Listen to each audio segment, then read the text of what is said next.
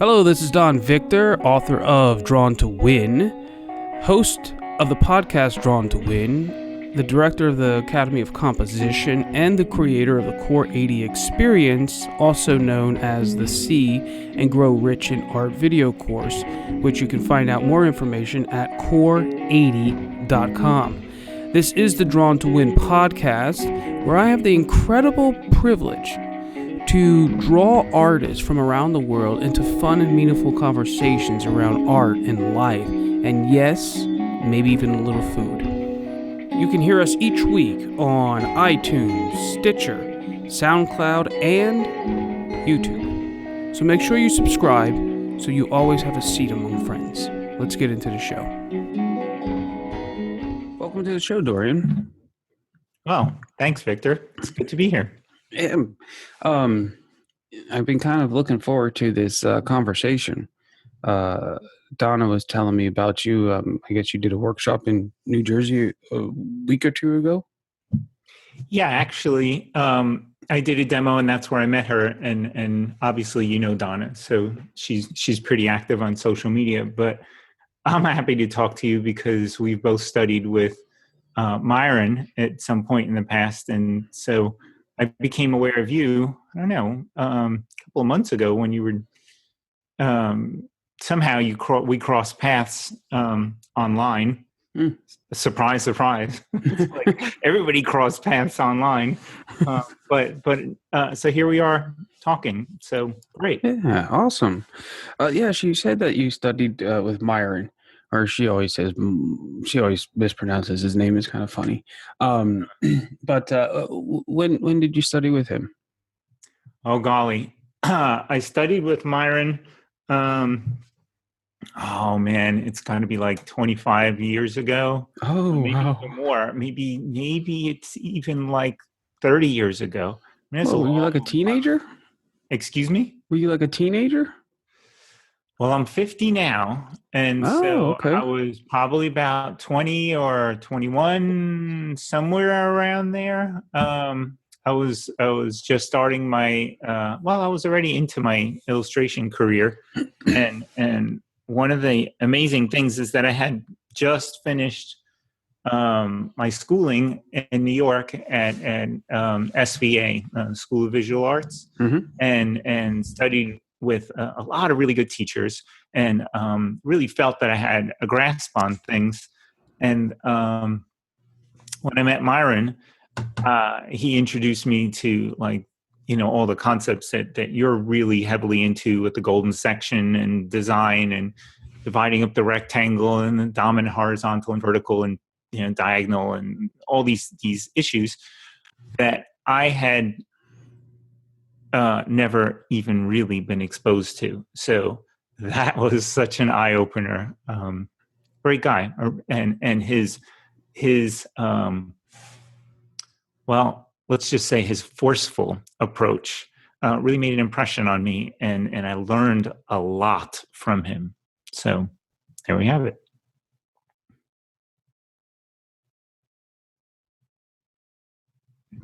Give me 1 second. My mic was giving me an issue. I was trying to fix it. His forceful approach. Yeah, that's a great way of putting it. So my father and I disagreed on that approach, and he's one that my father would say, "Oh, there are no absolutes," and of course, Myron is he is very absolute. forceful, very forceful in his opinion, and I actually felt that I like that very much because I don't like the kind of soft approach to teaching where it's a little mealy mouth and it's not, you just don't know where you stand, at least with somebody who's got a forceful opinion. You can take it or leave it, but you know where they stand, and you know where you stand in relationship to those opinions and what they're trying to deliver. So those kind of people like Myron and other teachers that really drew a hard line in the sand about what it is they were trying to get across and what it is they believed as a value. as an absolute value, really resonated the most with me. It offered a bit of clarity that I found very, very helpful, and I continue to find very helpful in any relationship. So you just know where you stand. Indeed. Yeah. I absolutely agree. I think every teacher that I had or every great experience with an authority figure was one who they were the god of the room, right? Hmm. It was Hmm. like they were the authority and they spoke with power. Their being was of power. Um, and it was great because they became a boundary in which you could then be free, but you knew where the boundaries were, right? Yeah. And oftentimes it's like raising a child. If the child doesn't know where the boundaries are, then they're actually timid and scared because they don't know if they do this or do that, if they're going to be quote unquote in trouble, right? Um, or where they can really be free in. And Sure. so it's interesting. I always found Myron to be, yes, intimidating at some level because, it's just young man, young sir, like that voice. And it's like, ah. But over the years, I just found him to be one of the funniest people I have ever met. And one of the most generous people. Like, I it was insane how generous he was. And but at the same time, very self-aware. Like, um, but it was weird because I knew people who studied with him for 30 years and they still were nervous and intimidated by him. And Hmm. I'm like, oh, I don't get it. What are you talking about? Like, this guy is like, he's just too cool. That's interesting. See, I think that I like how you express that being like having a teacher, or that let me see, the most influential teachers in your life have been those that have been like the God in the room. Mm-hmm.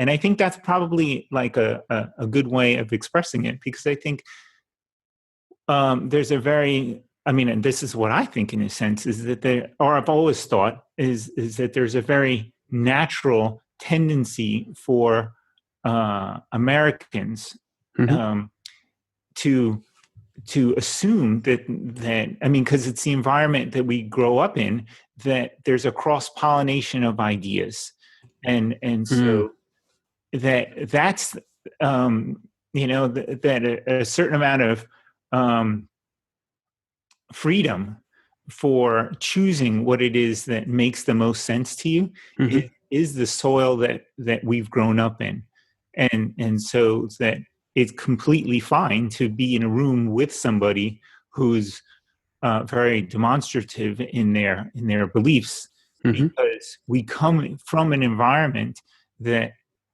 says, well, take it or leave it, and so when you hear something put forth by somebody who's very, very clear, there's always that pillar that we can rest on, that says, well, that's their opinion, Mm-hmm.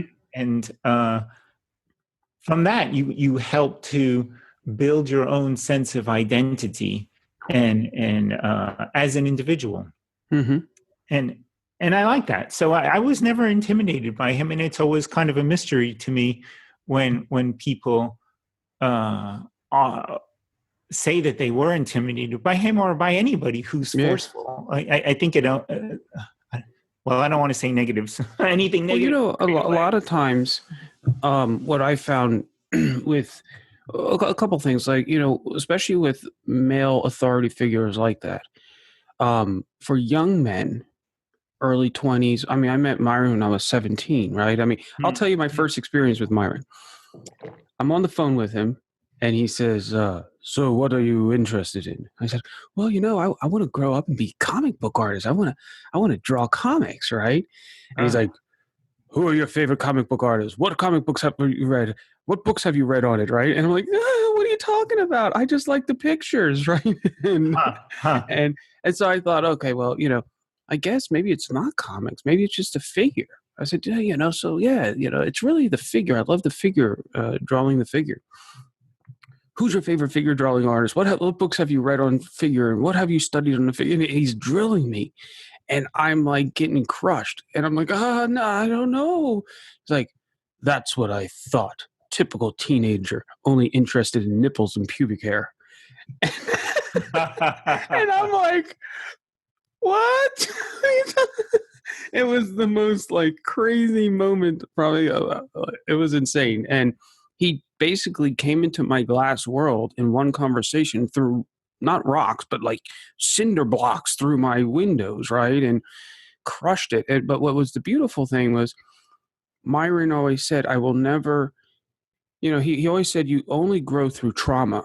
And that's one reason why he was so, because he tried to inflict a trauma, which then gave you a moment to actually expand and grow. It's like building muscle, right? You don't build strength until you rip the muscle.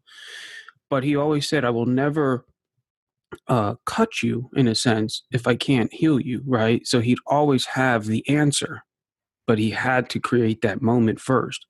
And he'd go into these things about these African tribes that would train their people through trauma and things. It was kind of funny, but I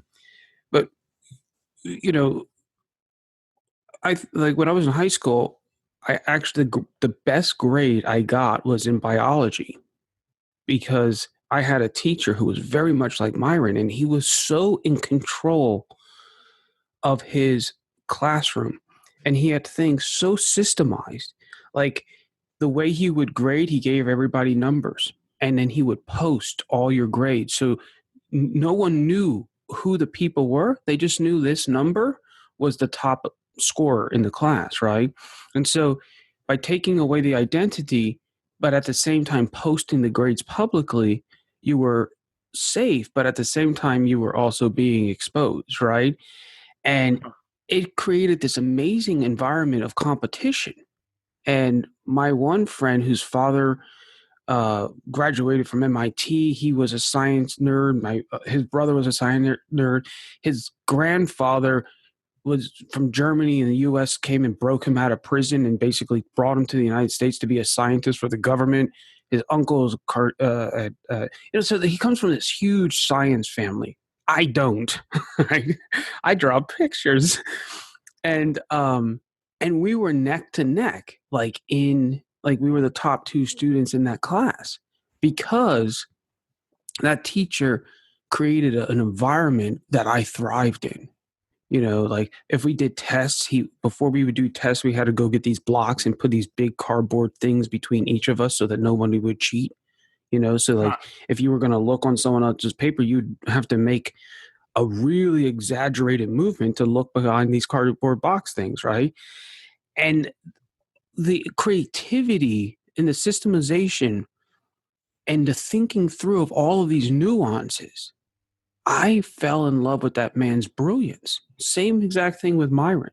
All of the systems that he created, I could thrive in because my respect for him was so high that he thought through all these things and then created systems that allowed us to be magical almost, right? So to have that authority, to have that sense of visual power, to have that control over your environment, and to do it not, and both those teachers, they did not do it to say, I'm better than you. They did it to actually enable us to freaking be awesome. And it was done for our benefit. And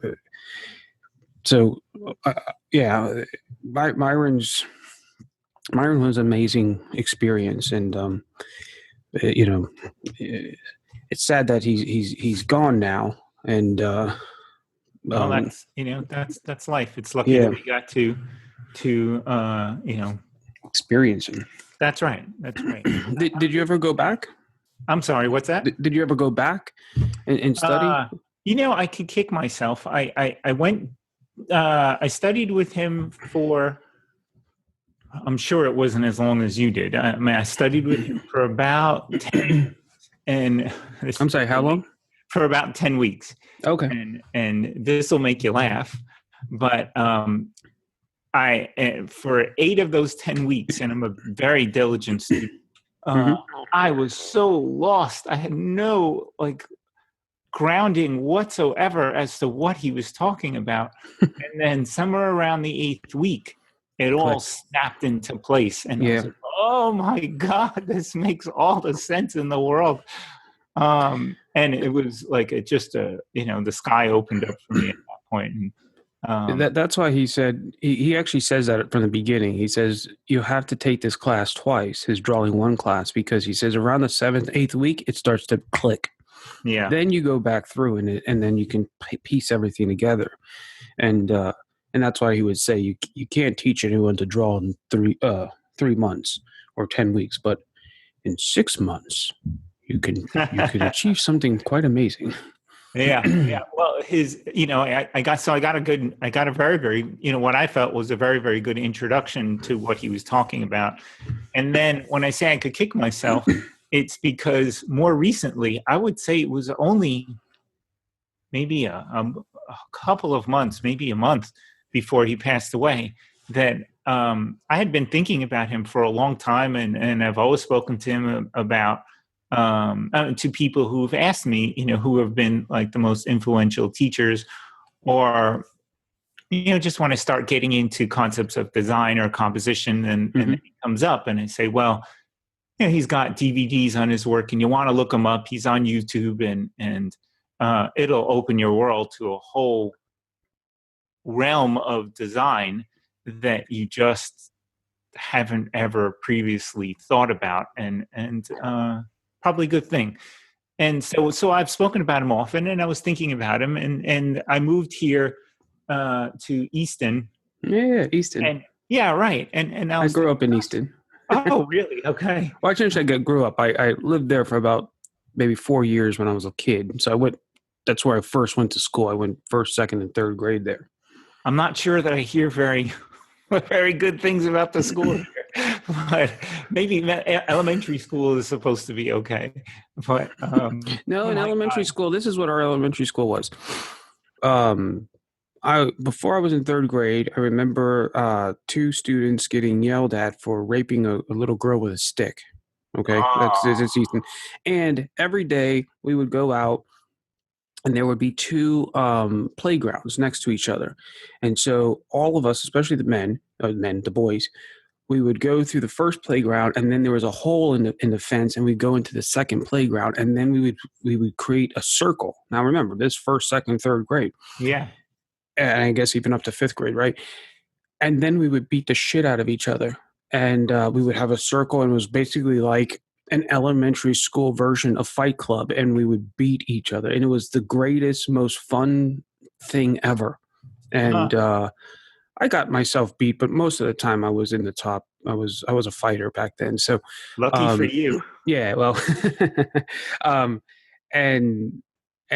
yeah, it was tremendous amounts of fun, and it was raw. It was jungle-like. It was incredible. It was an incredible experience. I do have this one bad memory. I remember this this older kid, and he came up and he pushed me down or something, and I was down, and I looked up, and I'm like, and I went and I punched him in the balls. Oh my God. At least I tried to. I don't know if he had him or if I missed or something, and he just looked at me and beat the hell out of me. It was like, I was like, what? Yeah, so that was my childhood in Easton. It was, for whatever reason, I look back on it with very, very fond memories. Well, of course, and most of us do look. I mean, I don't know, but I think a lot of us do look upon our childhood with fond memories, and especially if, like you said, that you were performing kind of in the top tier, like you were doing okay, physically. So it's when it's lopsided in the other direction that people kind of generally have bad memories of it, especially if there's injustice involved. Yes, I would agree with that. Yeah, but in any case, so I moved here, and I was thinking of contacting him, and I did, and I called him, and I just I wanted to go over and see him again, and it had been like so many years, and I was thinking, God, I just feel like I like to reconnect with those people Indeed. that were, I don't know, my senseis, so to speak. Those people that made a real difference in my life and in my understanding of art, and kind of like recontextualized everything. Mm-hmm. And so and then we just didn't get our plans like situated like in time, and he had already closed his school, and I didn't know that he was sick, because I guess he just didn't tell me. But anyhow, that's where I say I could kick myself, because I sure would have liked to just visit with him, if even only for an afternoon. Just hold him in such high regard, and it's just one of those disappointing things in myself. Like, I'm disappointed in myself for allowing life to, for having the excuse that I was just so busy and I couldn't make the time to see him. And that's one of my, disappointments. Yeah, I feel you. It's a weird thing, because there's two parts of my brain that says, yes, feel bad you didn't take the responsibility to make that thing happen. And the other part of my brain says, chill out, because maybe there was a reason for it not to happen. And when I look at your artwork, and I know the rigor of training with Myron, there would have been aspects that would have been assets to what you're producing now. And there's moments of magic in your work that I don't see in any of his students. Well, thank you. And so, and one of them is your line work, and especially in your drawings, where a lot of times people will say that people who come from Myron Studios are very rigid, and there's a reason why, because we run so many lines and so many things are locked into things. And they because of the training, unless you're with him for a while, okay, there's a difference between the people who study with him for maybe, a quarter or maybe even a year or two, versus the people who've been with him for, 10, 20 years. And I've talked about this with Myron before, where, his focus was on the foundations, and he didn't care if you had 40 years experience or if this was the first time you picked up a pencil. Everyone started at the same place. And he drilled in these foundations. And in that part of that foundations, like, you're trying to understand what these grids are. You're trying to understand the importance of them. And then also what happened a lot of times is, and this used to break my heart, a lot of people who would come to study with him were so blown away by the amount of knowledge and information that they never were given before.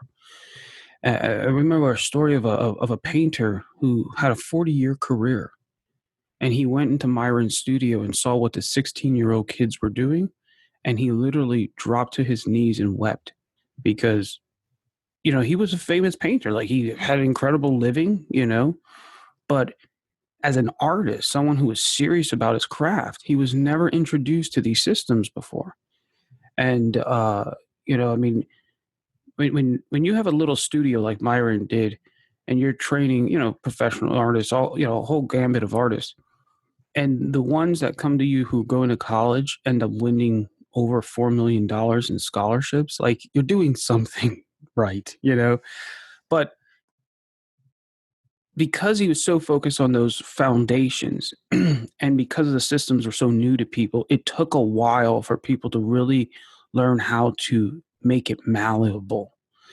And so a lot of the work would come out a little more rigid. And what was strange is, if you look at Myron's work, it ain't rigid. He has beautiful, graceful lines, very much like your lines.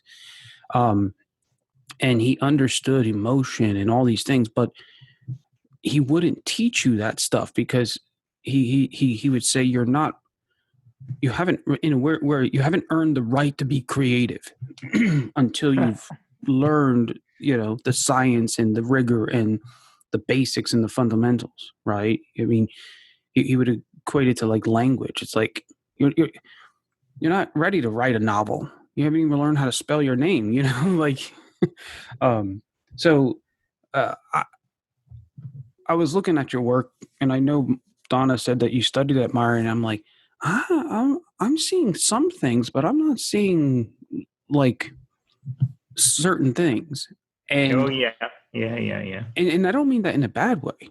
Mm-hmm. You know, I love the amount of fluidness in your work, like the lines. Obviously, when you bring it into the paintings, you're carrying it over, but your ability to make quote unquote something realism, like have a level of realism to it, and yet at the same time catch us into that dream moment, right? Where as your eyes are flowing through the lines and you're in the forms, it's real. And yet we're not getting the sense like you're trying to make us, live in that room that you created. It's like we're living in your perception of that room, or your moment in that experience in that room, or with that model, or whatever it is. Like it's like this in between, and it's at least that's how I was like feeling when I'm looking at your work, and I was like, damn, this is like magical, man. Like this is cool. Thank So you. it was a great experience flicking through your work, and I was like, damn, I could do this for like 2 hours. Like, just like, There's a lot of work. You could do it for 2 hours. well, not, Thanks. yeah, Um, but just it was that much of an enjoyment. well, you know what? Thanks, and that may be in some sense because my foundation um, was, well, when you mentioned comics, Mm-hmm. that was I think for a lot of us, in particular young men, and comics were our early introduction to anything visual and that had some sort of power and that we could relate to. So I think like when as a teenager, when I heard you say that's what you liked, that was my early introduction. And of course, movies were, Mm-hmm. um, but the visual form and storytelling, Yes. and and it wasn't just storytelling. It was what resonated was heroic storytelling, Mm. and it was towards the good as a value. So Mm-hmm. that it's that kind of thing that you start overlapping things. That the drawing was fun and accessible. Um, there's storytelling, and it's not like you're going to be like a superhero, but each of us had sort of. I mean, that's what it is to be. Excuse me. That's what it is to be a human being, that you have challenges, you have adversity that you Mm-hmm. face, and that in the face of adversity you could call upon lessons that you learned through heroic literature. And as children, that resonated very deeply with me, and I think with a lot of us. Mm-hmm. And we didn't even know what we were doing. We were just reading it, but that's the appeal. Um, and so then from there I got into, I mean, that was my early interest, and science fiction and fantasy, Mm-hmm. and I wanted to work for Marvel Comics. Like I just dreamt of it. And then I did, very as a teenager, like I started illustrating for comics, and very quickly moved on to expanded that realm of things, um, and found that like what I had as a sort of dim idea in my head, it wasn't entirely clear, but in some way it was. It was this kind of romanticized, um, heroic visual poetry Yep.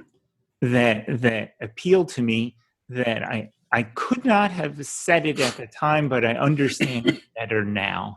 Yeah. Um, and that it had a trajectory through time, um, and it was in service to the value of life as a Mm. value, Indeed. and so all of that, like it's taken a whole lot of reading, a whole lot of study, a whole lot of like, just research to figure out why I am attracted to one, to a certain set of ideas, and repelled and repulsed by other ideas.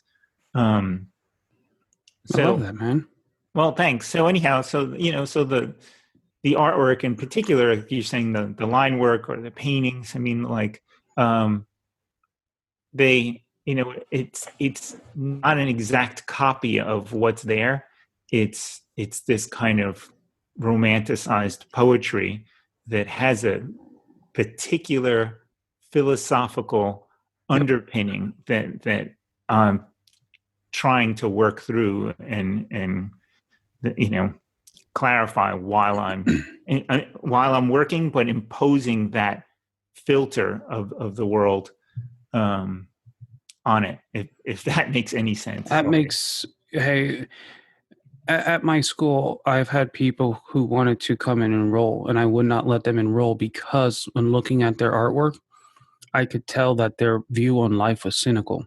Mm-hmm. And my goal in life is to flood the world with beauty. And I just think I don't care what your skill sets are.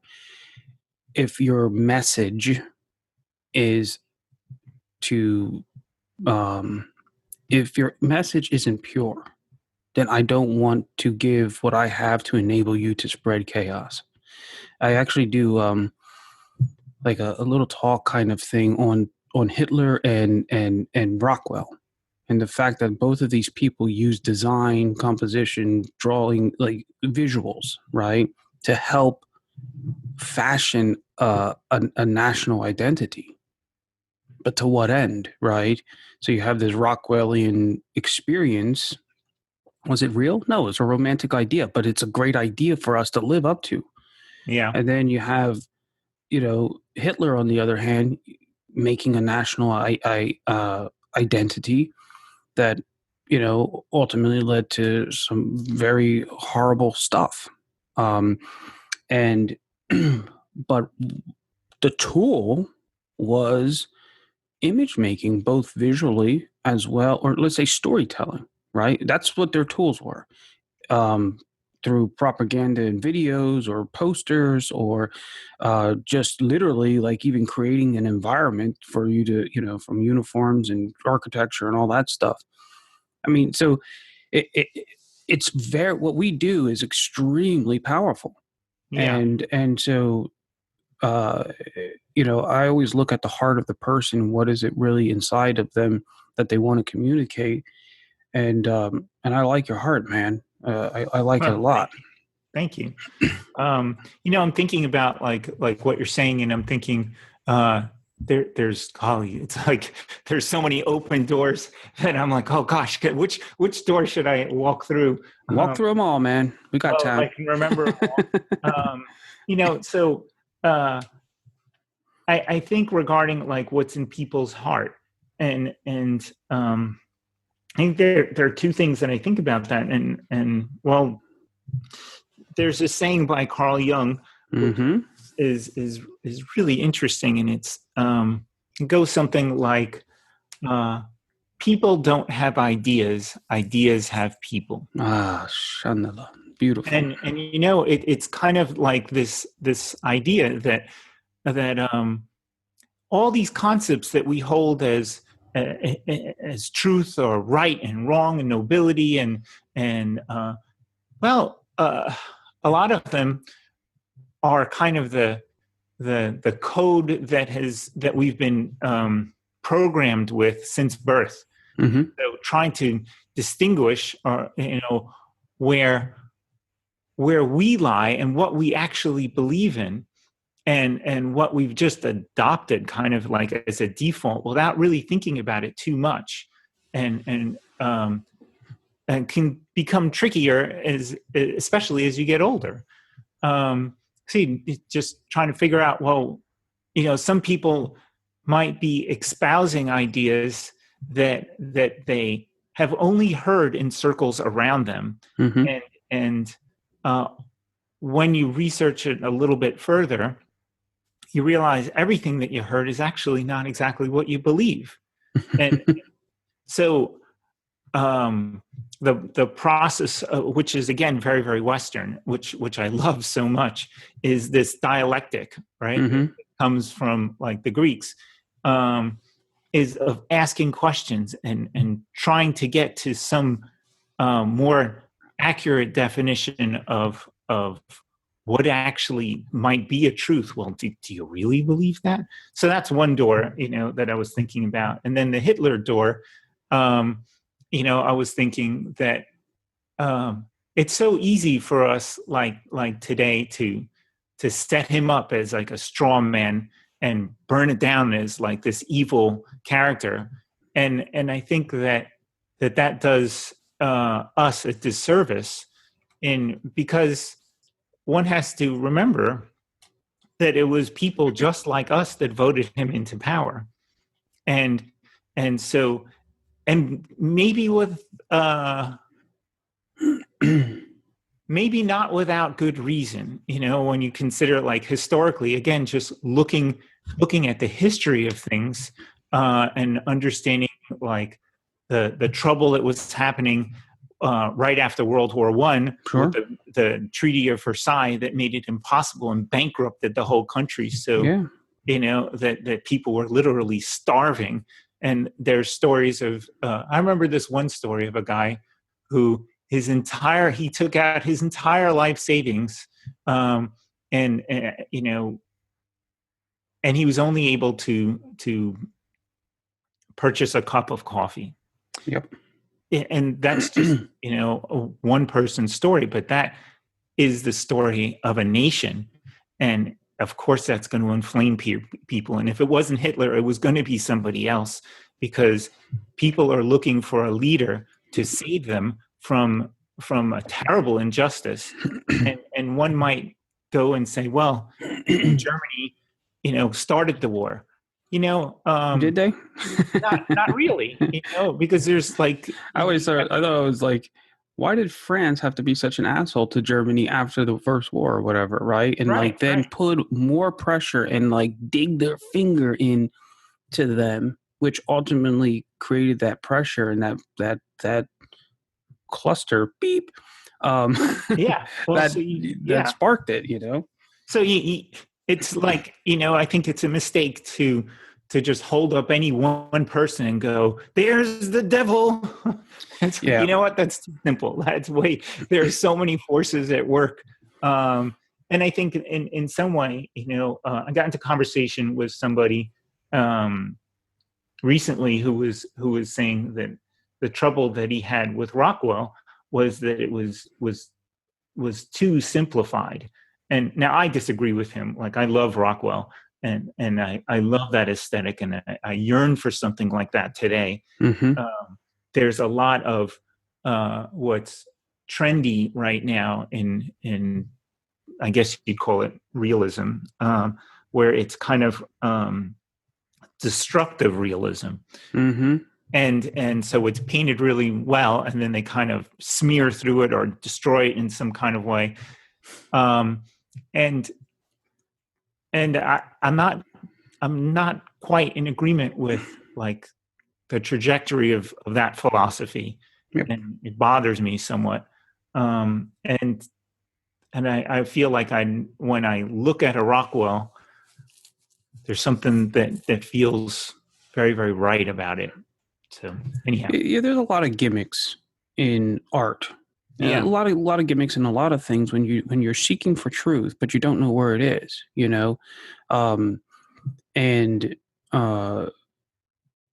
I just think the whole wave of realism. Now I'm going to make a blanket statement, but understand that within inside that statement there are remnants of people that this doesn't apply to. But just as a general blanket statement, I think realism for the most part is a gimmick. It's a gimmick. Look at I have this great skill. I'm great, but what are you saying? Where's the emotion? Where's the heart? Where's the life? There's no life in it. There's a beautiful little scripture in the Bible.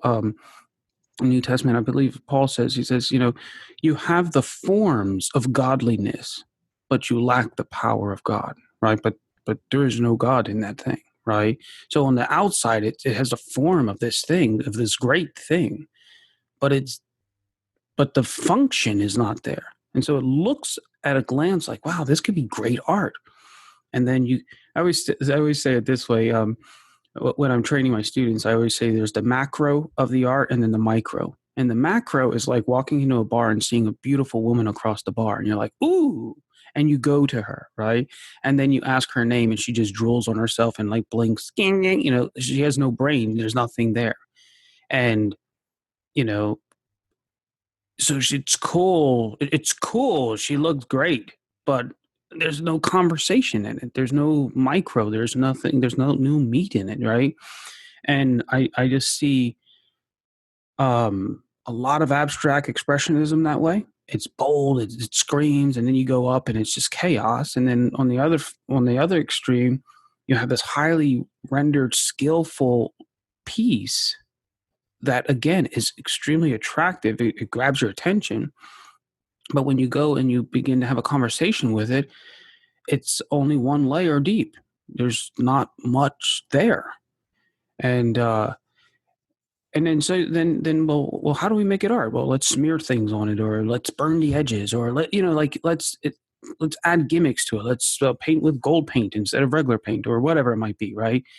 And someone once told me that the answers lie in the heart, because long before the brain, not long before, but before the brain, when you're being formed as an embryo, before the brain is formed, the heart is formed. And it's when you start to look at it that way, it's like, whoa, where's the pulse? Where is the design? Where is the rhythms? Where are the thing that actually circulates us through this experience? Because if it's not there, then all it is, your painting is just all out of the brain. It's all academic. And as Picasso said, when you make love to a woman, you don't start by measuring her. I'm thinking about like the way you began, and like by saying, like, to a large extent, I'm going to paraphrase, but to a large extent, like a lot of realism is gimmicks, and I'm thinking that there's a difference, and then where you went, and so like the substance of it, the macro and the micro and that kind of thing, and I'm thinking. What really, really appeals to me about realism is that it's. Let's see if I can sum this up without going on like the longest tangent. Well, it's not a tangent; it's what we're talking about. But it was. Well, let me stop there. Let me back up. So we. Well, I don't know. I'm sorry. All right. Take your time. I'm going to eat a pretzel. It was intentionally, like the project of realism was an intentional thing. It wasn't by accident. And so you figure in some sense that humanity, like in its evolution, like as creatures, we're around in our present form for about, maybe 200,000 years or more. That's what the evidence sort of like shows. And it's only at a certain point in the history of humanity that there's this small group of people in the ancient Greeks around those islands that start to work out something philosophically, and it's that ideal, those ideas that what they call the logos, which would later be simplified as Christianity, but this concept that there's something larger than yourself, and that like it's all logical. You look outside and there are these cycles of life, and you have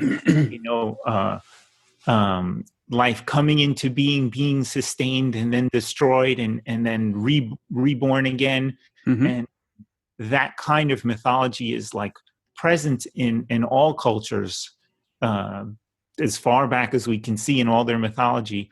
And then you have these strange group of people, that are the ancient Greeks, which is like the roots of our Western culture.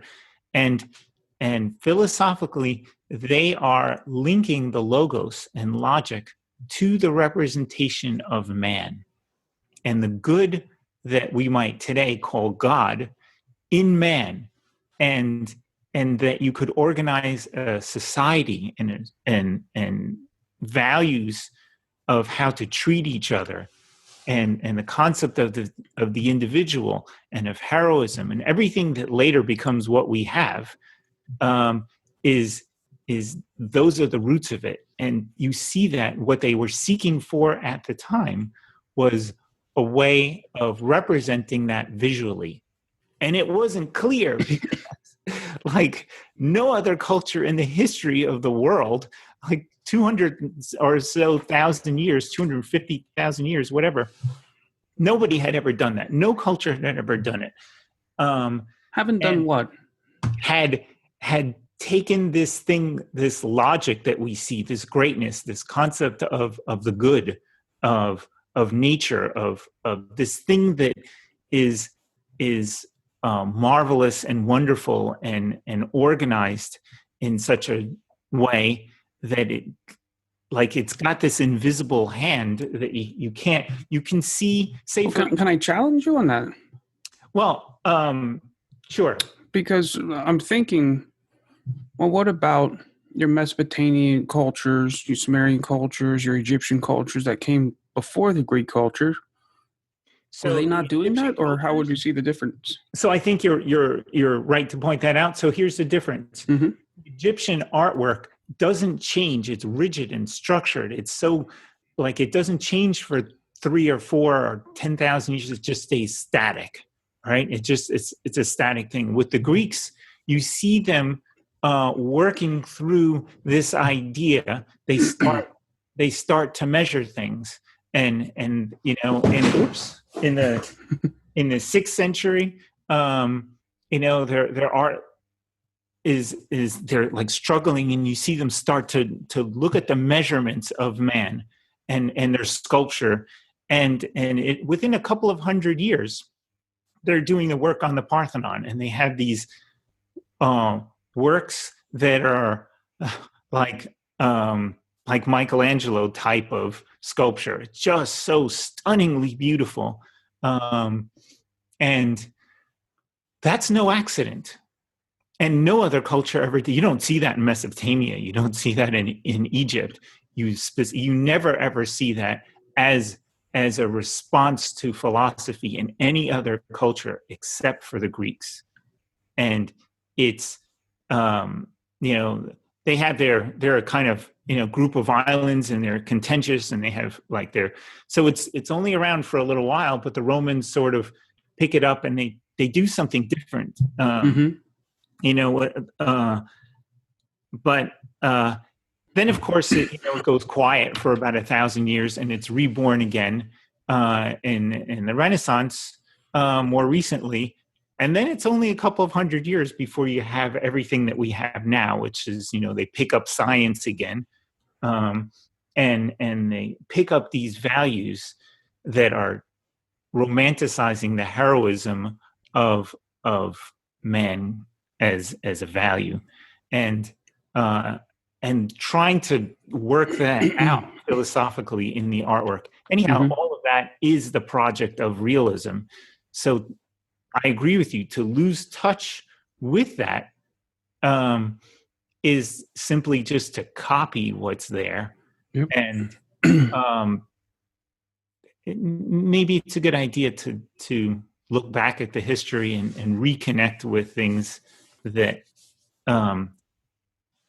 so that one could produce art with intention. That's it. And sorry, it was a really long. No, it was beautiful, man. I love that. Okay. I like that you used the word logos, because that is that Greek word, which ultimately means like the black and white word, like what you write down. It's like a logo, right? It's this tangible concept. Sure. It's also where we get logic from. Exactly. It's this kind of like invisible thing. Like what I was going to say is like you can't see air, but you can feel its presence. You can. Well, then you want to be careful with that, because that's a different word. That's rhema, which is the spirit of the word, Right. and the logos is the logic of the word. And I think if you only focus on the spirit, the rhema, you end up with abstract expressionism. If you only focus on the logic, you end up with realism. And I think art is the combination of both. Like your work, you have the skill of a realist, but you have the heart of an abstract, like of an abstraction expressionist. Like, and I look at you as like a Frank Frazzetti almost, where you're you you got the skill, but like Frank said, the more and more I get into making art, and I focus on my compositions, the more and more I realize I'm more of an abstract artist, right? And he didn't make abstract art. It was in that underlined invisible aspect of art that he was being abstract, and the context on top, it was highly skilled. But I think if you separate them, you end up going into these two camps of the highly skilled and then the highly expressive.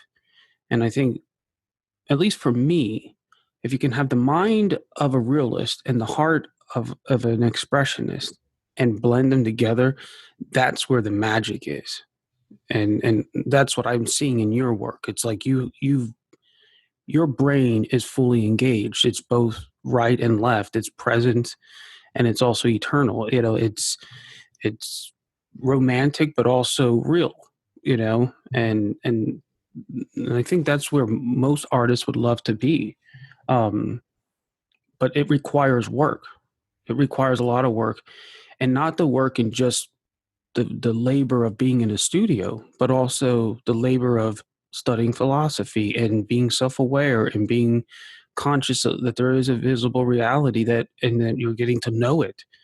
And then how do you translate that into your language? In our case, it's visual language. Yeah. And I see a balance in the next 20 to, next maybe 15 to 30 years, a balance coming. So like in the art where we will respect skill, come back to studying it, but also bring in this need to connect with human beings on an emotional level, not just on an intellectual one. Wow. And Yeah, I would believe in that as well, like optimistically. In general, optimistically. in general, I am kind of an optimistic person, and Mm-hmm. I think that realism has that trajectory, through time, at its initial roots with a certain optimism about the potential of humanity and what we're capable of, and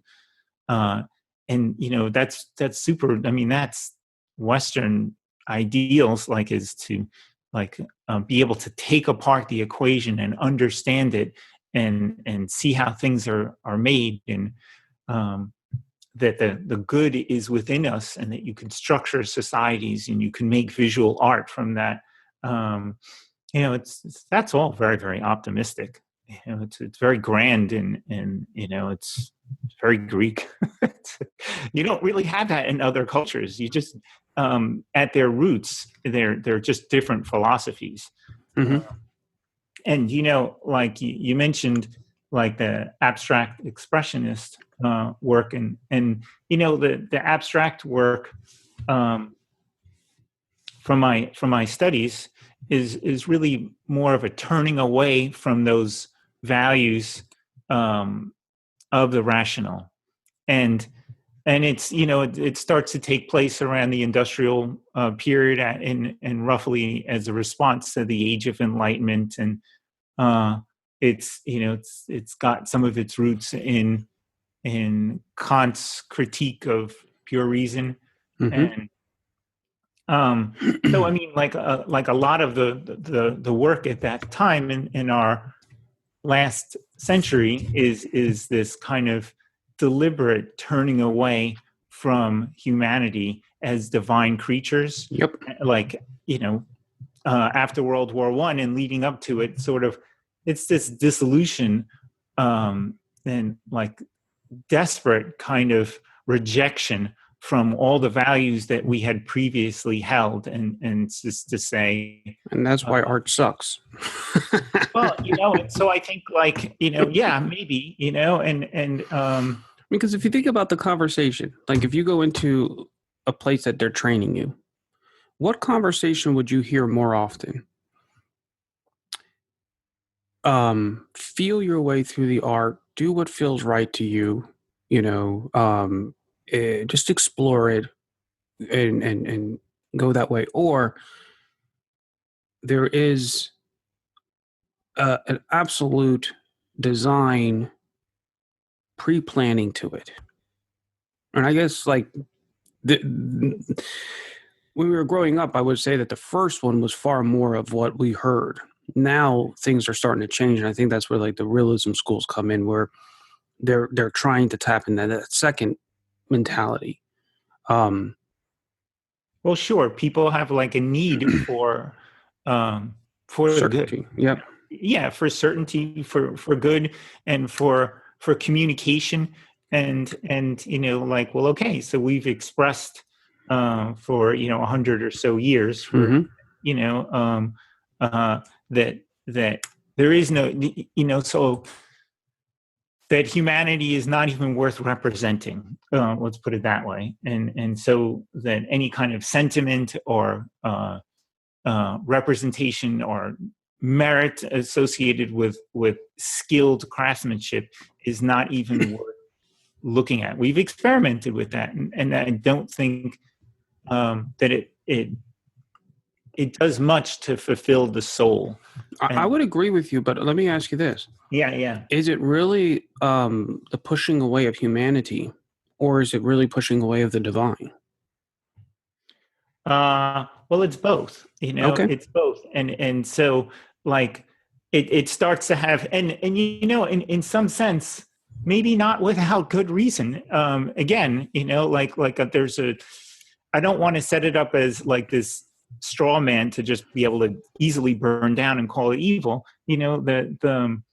The structure of the Christian mythology was so rigid that it plunged us into darkness, and moved away from science and moved away from conversation.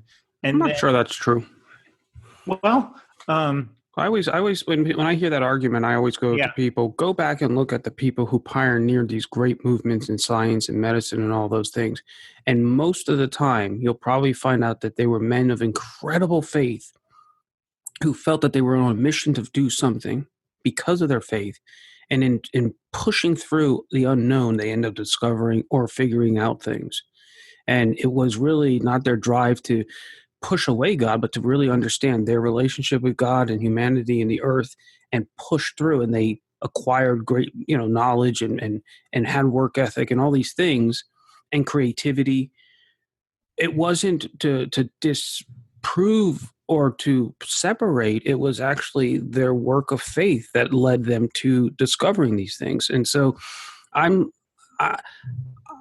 would love for someone to write a list of the people who were just all about the logic and nothing about the faith that actually produced great things. And I would say that list is probably very, very small compared to the. I don't know. So I can, so all right. Before we get too much into into that, but I would respond by saying that the beginnings of Christian art was a deliberate turning away from what they considered pagan values, and pagan were the Greco-Roman type of traditional work, and so there was even a schism between East and West in Christian thought about whether or not even to have any kind of visual representation at all, which of course comes from Judaism, which didn't have any, and so they made a deliberate attempt to move away from anything that showed skill and merit and design. And so like a lot of the work from the Middle Ages was rather crude, and it had a different type of design, but it was a movement towards representing, if I'm going to be more charitable, the concept of the divine in an iconic kind of way, but nothing that was related to humanity and life as a value, but the concept of the divine as sort of iconic. And it's only when Constantinople falls, and that's kind of an important date, because right after that you have the discovery of America, and you have trade picking up, and you have the Renaissance, and you have the Medicis, and everybody's looking. You have humanism, and the values of humanism are in direct contrast to their human values. They're all centered around like the ideas of humanity. Shakespeare comes up, and Shakespeare is so lauded because it's the first time in over 1,000 years that you could have writing about human motivation, human thought, human feelings, and you wouldn't be crushed by like all the previous writing was about the mythology, nothing about people and feelings. And the power of art resurfaces because it becomes apparent that, like what you were saying earlier, there's a real power in art, in the sense that if you like Beethoven and I like Beethoven, we're less likely to kill each other. Indeed. And there's a real recognition in that fact that as people, we're violent. We have that potential for mayhem and chaos and evil, and that art can do something to bring us together and civilize us. And that's the project of realism. And the Age of Enlightenment, gives rise in science, immediately starts to answer questions that create conflict with the mythology that presented itself as an absolute. And that's where, like, so the abstraction, what I was going to say is the Academy, like that was holding forth with ideas, was a little too rigid. There's like, you have your own history. Painting is the greatest type of painting, and so of course you're going to have people rejecting that notion, as you have like the primacy of individualism becoming a value more. Again, people are going to say, no, there are other ways to do things.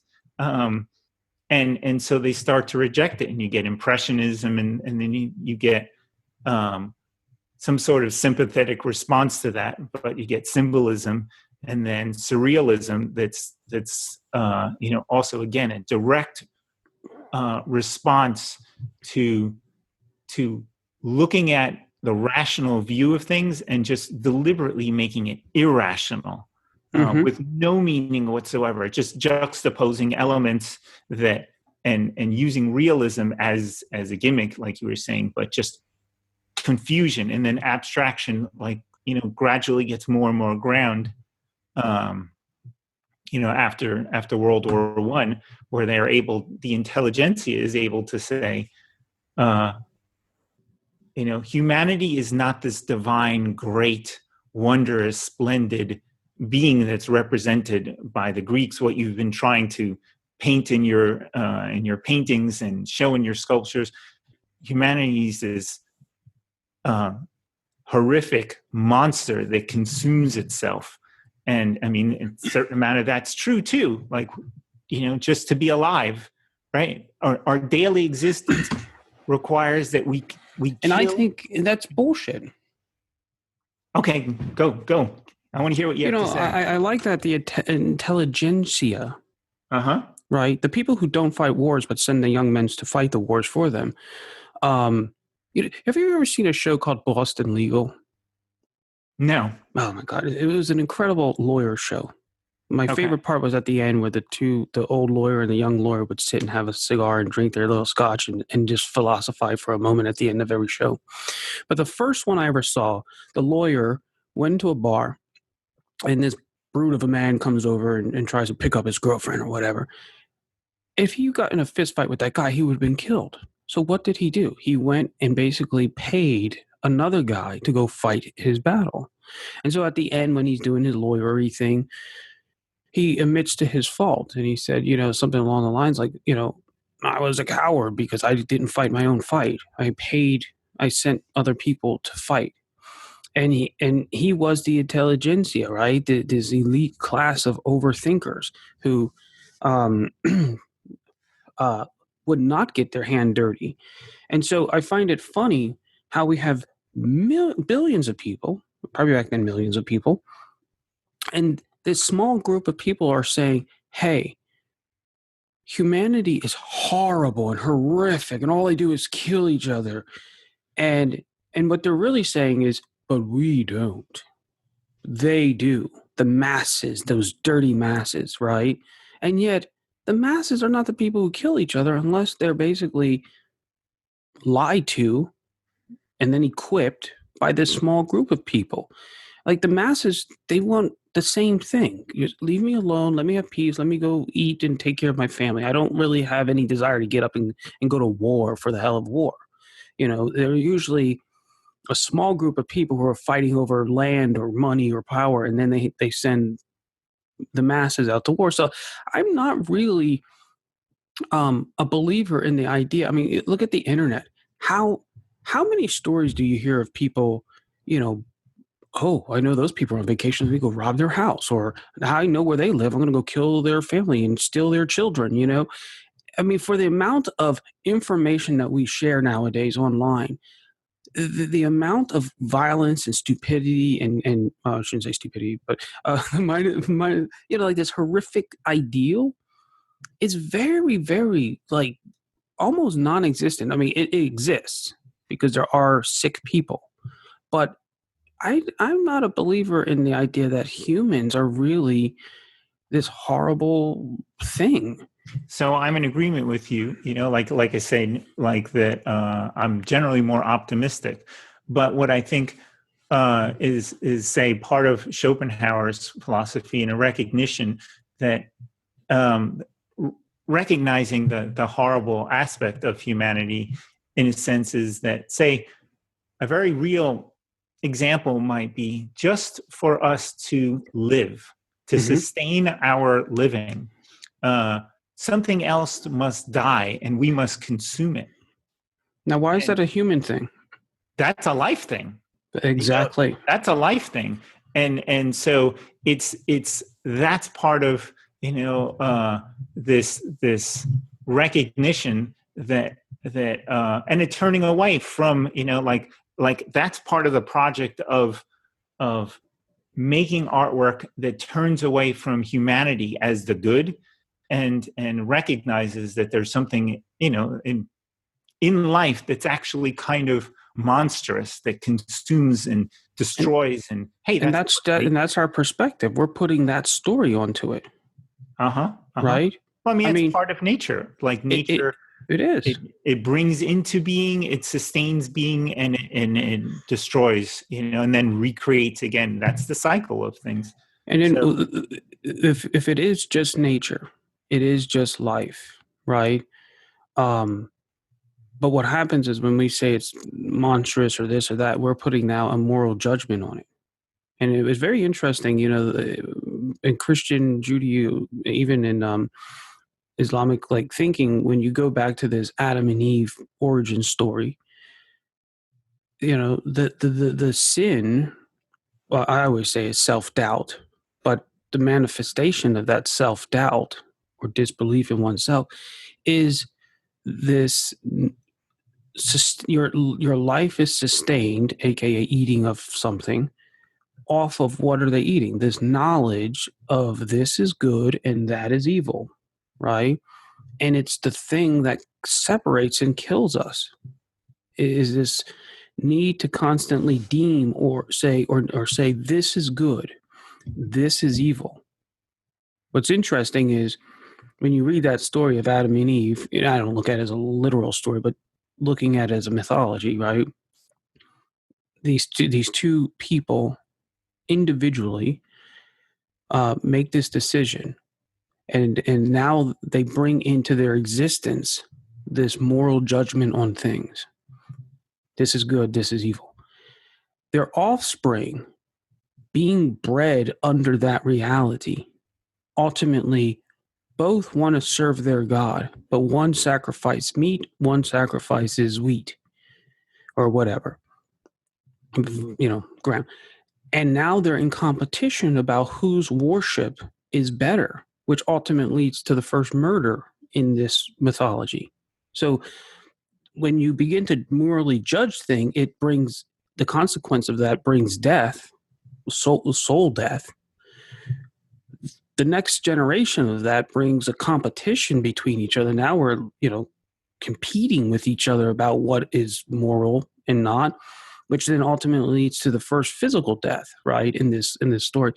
And so, but it's really difficult to have a philosophy of living where you're not putting moral judgments on things. It's very, very hard. Well, of course, and you're not going to get that really in a sense because as the kind of creature that we are volitional creatures. We have to choose what choice by our choices, how to sustain our existence. And so some choices are better than other choices. And not everyone, let's say that intelligence is not given with any sort of equanimity, so that we're not all equally intelligent, all equally able to make like good choices. And so for leaders that are potentially, that's the intelligence in a sense, like the history of it is we look for people, that 1% of people that may be smarter, that make better choices and can lead us, that are stronger than us or whatever it is, and protect our little tribe. And, because the history of us, as creatures, is that you once you start to have a little bit of prosperity and safety, well, then the other tribes want a piece of that. Sure. And so, I mean, that's the kind of creature we are. And so you're always going to be, making judgments as to every aspect of life. Is it good? Is it bad? Am I using my time effectively? Are those conversations that I'm having, are those ideas good or bad? And I had a friend who once said, why don't you replace good and bad with things like effective or healthy? Or, and now those aren't moral judgments. Those are things that you can put on a scale. They're rational. They're like, is this really the most effective thing? It doesn't mean that what I'm doing is bad. It doesn't mean I'm going to burn in hell for eternity. It doesn't mean, is it effective? And then that comes down to, well, then asking yourself, well, what are your values? What is your story? What is it that you want in life? Is this it might be effective for this person. It's not effective for you, right? Well, then if you follow it back, effective, what you said is, what do you want in life? And I think then life becomes the absolute, because you essentially want to live. You have to make choices that sustain your life, and everything can be measured against that. Is it effective? And it's not effective to be selfish in a bad way. Well, what happens if you adopt a philosophy where? What happens to the one who adopts a philosophy that living, meaning like just staying alive, isn't really the number one priority, but you embrace your death, and maybe for one person it might be. Well, maybe then it's not so effective for their life, right? Then they can end it very quickly. Well, but what where their value is may not be on how long can I live per se, but what can I do that might have the greatest impact on what can I create that might have the greatest impact long after I'm gone. So now maybe it's not just about your story, but understanding what was your function or your purpose in this place. And that may not mean that you live 120 years. It might mean you live 3 years. But in 3 years, what can you achieve that will thousands of years later still resonate? Um, And to yeah, do that, you've already made the conscious decision that you're giving up life. You're giving up maybe sure. Yes. kids and marriage and all these other things for this ideal that you just literally put yourself into. Yeah, Um, yeah. Well, essentially, yeah, I'm in agreement with you in that, like, every decision that you're making from, is saying, well, this is worth dying for, because I mean that's where we're all headed, and so every decision that you make is a decision as to how you're going to use up the seconds and the minutes of your life. mhm, So getting back to what we said earlier, like with the creation of artwork with intention, mhm, is also to live a life with intention, you know, indeed. and continually trying to um, analyze that and trying to figure out like what that intention is, and is it a productive or destructive kind of thing, and what does that intention serve anyhow. What was that comment that you made in the beginning? Something like, it's not like I'm going to miss say it, but you say it correctly. It's something like the human doesn't have the message, but the message has the human. That's Carl Jung. Ideas, That's what it people is. do not have ideas. Ideas have people.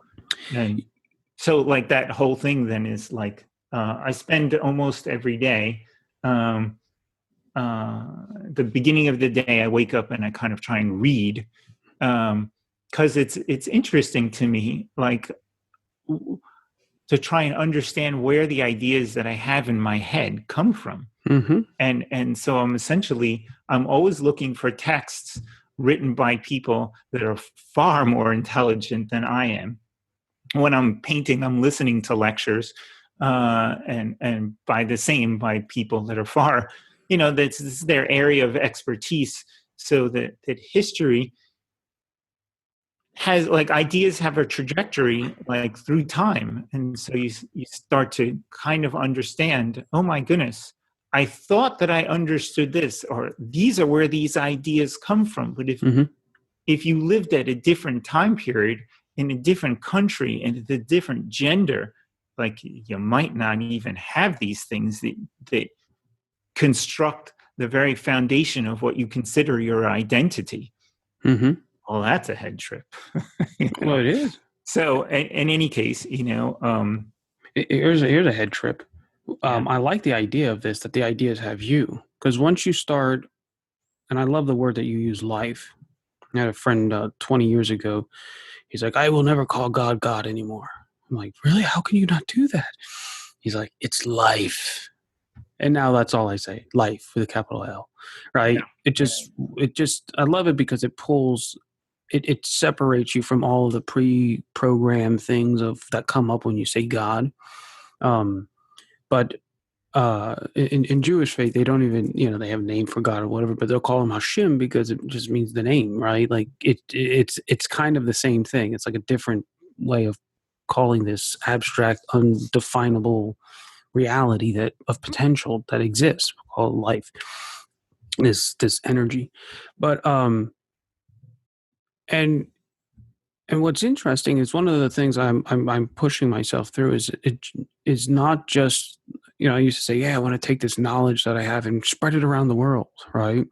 But now it's like I'm at a different level with it, because not only do I want to go international, but I want to go intergenerational with it, right? So that now I'm actually building something that is just not going width but depth.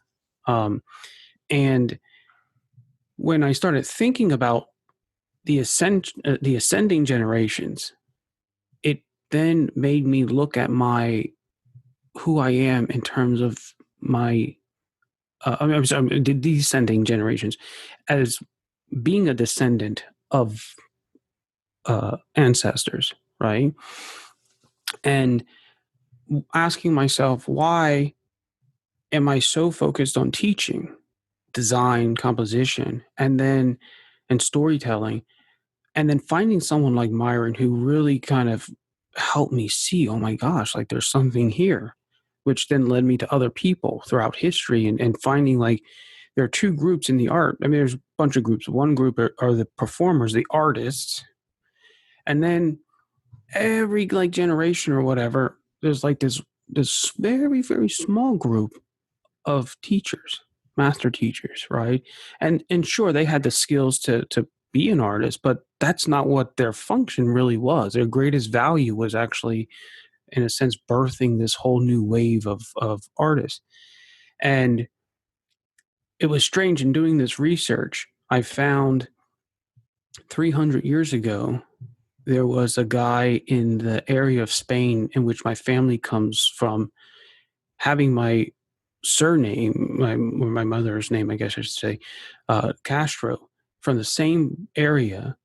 And he was an artist. He went to Italy, studied, came back, and then he was brought in by the king to um, it was, they said that something like they wanted to restore the glory of the Art Academy of Spain, right? The Royal Academy. And his philosophy was you have to study anatomy, which to me is your drawing skills, your rendering skills, your logic skills, things like that. And you have to study geometry.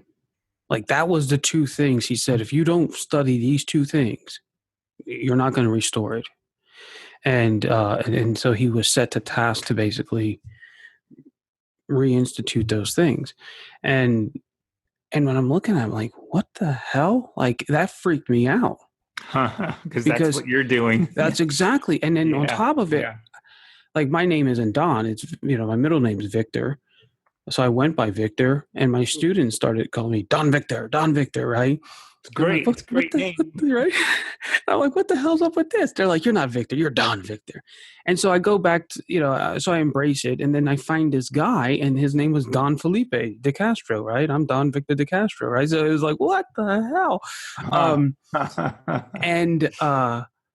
And Don wasn't his name, it was his title, right?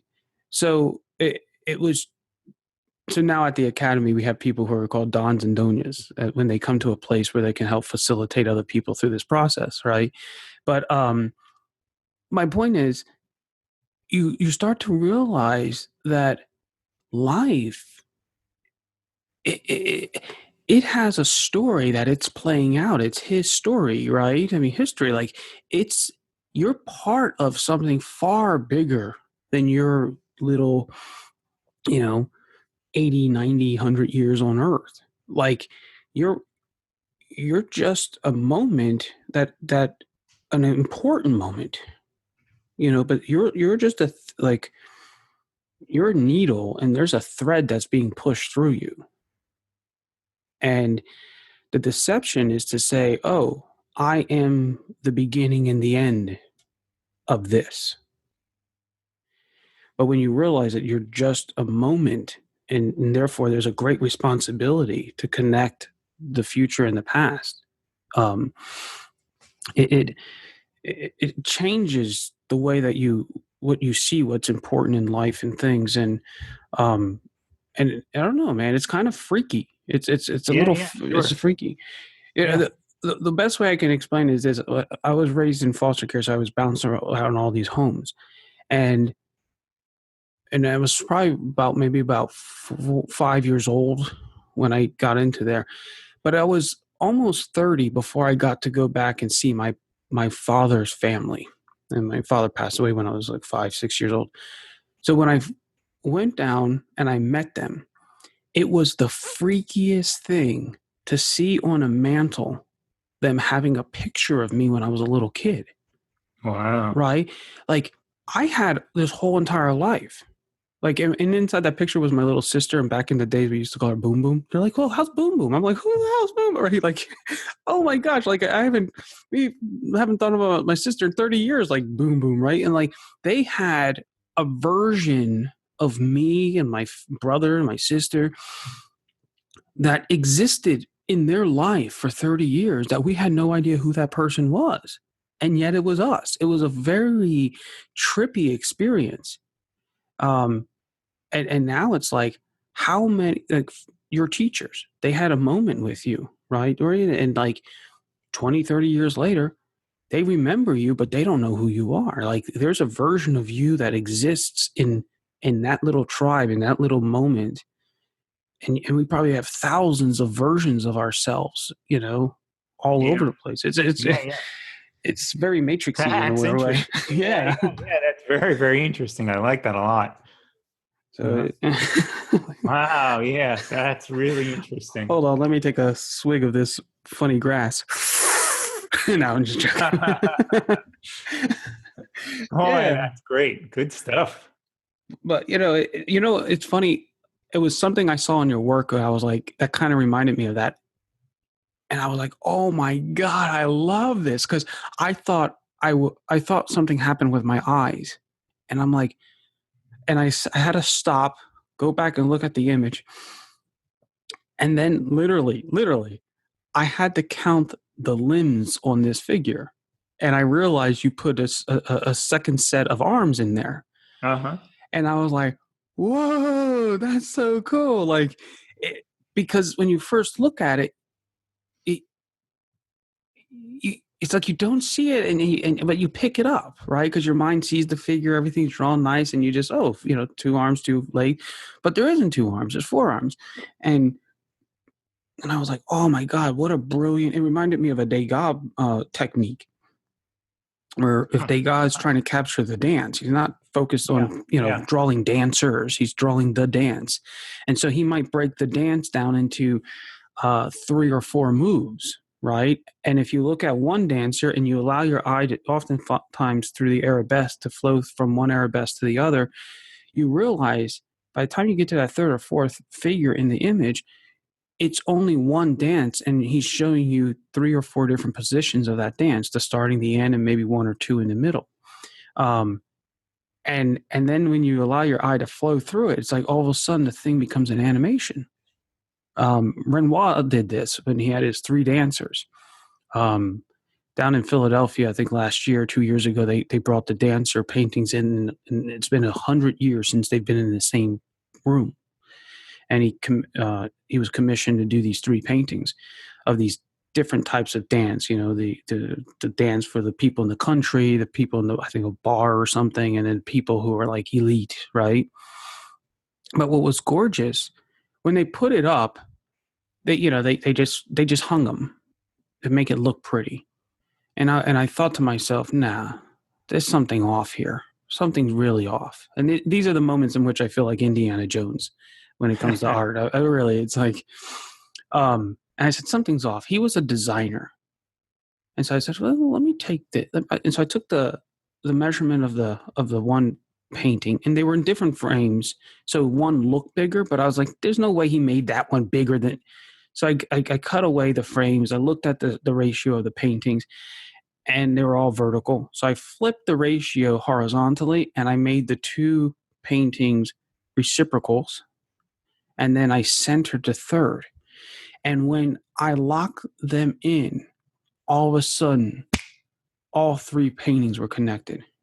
Oh, And interesting. and then when you looked at it, you realize the first painting was the first position of the dance, the second was the middle position, and the third painting was the finish movement of the dance. And then it animated. You just flowed through these 3 paintings, and it became alive. And I was like, that's what the guy who owned that room, who owned that house, who commissioned Renoir, that's what he wanted. He wanted to experience the dance. He didn't want 3 pretty paintings of dancers. He wanted the dance. And what was beautiful was the commentary is, it doesn't matter if you're a farmer or in a mansion, we all dance. And we're all dancing to the same song, right? I mean, when you get it from that perspective, it was just brilliant.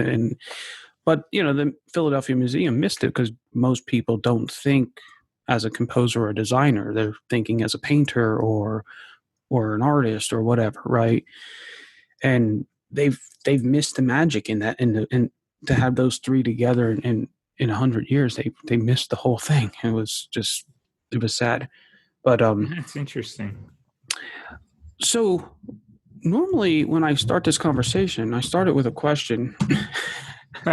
So yeah, let's start our conversation. Yeah. Now that we have all that out of the way. So what are you currently working on, man? Well, actually, this I've posted a lot of drawings, in the last year or so, and that's actually because I had some commissions that were kind of private, and it was probably the better part of prudence not to post them, and so I've just finished off two very, very large paintings, commissioned paintings, and this month I've been getting together some work for a show online show actually, that's going to take place on, I think it's like next week, on the 1st of May. So, so this week I've sort of been trying to gather, and that's kind of interesting in some way, because the guy who's organizing the show is it's with this IX gallery, and they have a real appreciation for illustration. Nice. And the old illustration well, it's old now, I guess, but before it went digital, before everything went digital. Mm-hmm. And this guy, he started collecting and loved all of the paintings that were being done for science fiction and fantasy predominantly. And when things started moving towards computers, he made a show. It was like a convention type of thing. Yeah. And specifically for the collectors that liked science fiction fantasy paintings, and wanted to continue. And he wanted to create a venue that would support people that wanted to paint and sell their paintings and connect the artists with the collectors. And so he's done that, and it's been every year increasingly more successful. And then he's, it's been opened up to painters as well, but I think it's generally still a little bit more geared towards illustration and science fiction and fantasy. Mm-hmm. But I haven't shown my illustrations. I stopped illustrating probably about like 25 years ago. And so then I did portraits for a number of years. But in any case, he thought it would be an idea to showcase some of my illustration work. So I thought, oh, heck, why not? And that might be kind of a fun thing to do. And so there'll be a lot of work on this IX gallery that opens on the 1st online. And now they have a physical thing, I believe, too, right? That's right. The right. IX Con. That's right. Yeah, it's held maybe 15 minute drive from where I'm at. Oh, really? Yeah. Like now it's in Reading. So yeah, in Goggleworks. Yep. Right. Oh, I didn't know you. So I'll probably head up there, in October, and stop by and say hi to everybody. So if you stop by, we can meet in person. Now that we've met virtually. That would be awesome. So anyhow, that's what I'm working on now, and then I'm always developing ideas. Working my sketchpad to develop ideas. Based on like our earlier conversation, just trying to have a deeper understanding of like what my mission is, and my vision is, and redefining that. And so let me ask you this question. Yeah. And being deliberate in asking this. Yeah. Um, when you were between the ages of 12 and 15, what was your ideal of being an adult? Like being functional in the earth? That's interesting. I'll be honest with you. Um, I don't think I had any concept of what it was to be functional or what I was going to do when I was between 12 and 15. Um, Okay, I what were just, you passionate about when you were 12 to 15? What consumed besides boobies and comic books? What was what were you becoming passionate about or obsessed with? think like at that time, I started playing a lot of tennis. Really And yeah, in sports, interesting. I've always been kind of athletic. Hmm. So, I mean, that kind of appealed to me a lot. And I thought at one point that maybe I would be a tennis player. Um, and I loved tennis, and I carried my racket with me to school, and I would have it right by my table, and I'd swing it, practicing as I moved from class to class in the hallway. Um, I think, I probably have somewhat of like an obsessive personality. Hmm. That's cool. Yeah, yeah, That's what yeah. makes you great. Well, thank you. We want to make a moral judgment. Say, oh, that's wrong. You got OCD. Your person. It's like no, no, no. Maybe it's not effective for you, but as someone who has to be very precise and diligent in their craft, this is an asset. Oh, yeah, for sure. Yeah. There's this So concept of like a magnificent obsession. And yes. that sort of puts a positive slant on things. And in any case, it took me a while, like a long time, to understand even like what the concept of a mission in life would be. Hmm. uh, and I think that, not to put my parenting down, but I think my parents had the idea um, that they would just let me be and let me figure it out on my own. Yeah. And that's very different than my concept of say teaching, Yep. which I think it's um, important to give opinions and stimulate thoughts and give everything that you have in a structured kind of way, and then leave it for your charge to make choices. That wasn't in any way part of my upbringing at all. Like it was sort of that I would be left to my own devices and figure out whatever I was going to do. So from 12 to 15, I just, it's just almost like a So it was about tennis. wolf. I was like a wolf in the wilderness, like no clue what I was doing whatsoever. It was like almost. Well, it's that setting. That's why I asked this question, because there's this moment between those ages where you're too old to be a kid, but you're too Yes. young to be an adult. You're going through puberty. You're going through all these changes. You're spending time alone. Um, so there's all of these amazing things that are converging. And I find that in that moment, a lot of people who end up doing great things, if you really talk to them, they kind of knew it around that time. It may have not been fully formed, but the essence of what they end up producing with their life came between those years. And now it's interesting. The biggest memory that you're talking really about is the tennis, which doesn't actually surprise me, to be quite honest, because when you can look, going back to the logos and the ramos, right? The logos is tennis, but what is the rama of that experience? What is the spirit or the essence? Not the nouns, but what's the verb, if you will? What's the thing that inspired you, about that tennis experience? And if you spend time in there, you might actually find um, the breath that of your mission. Yeah, And yeah. you know, Well, I understood it at that time hmm. pretty clearly. I mean, like in relation, what appealed to me Hmm. was that it was an individual sport. I Mm. had been very, very good at soccer, but that was a collective, like, and it really, really bothered me that I was dependent on Other people. a team.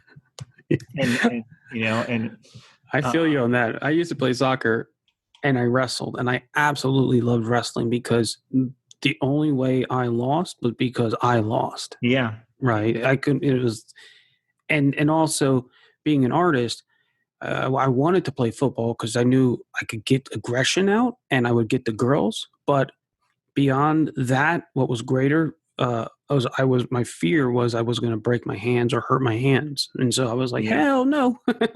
yeah, sure. So I That's like that. exactly what I thought about football. Oh, really?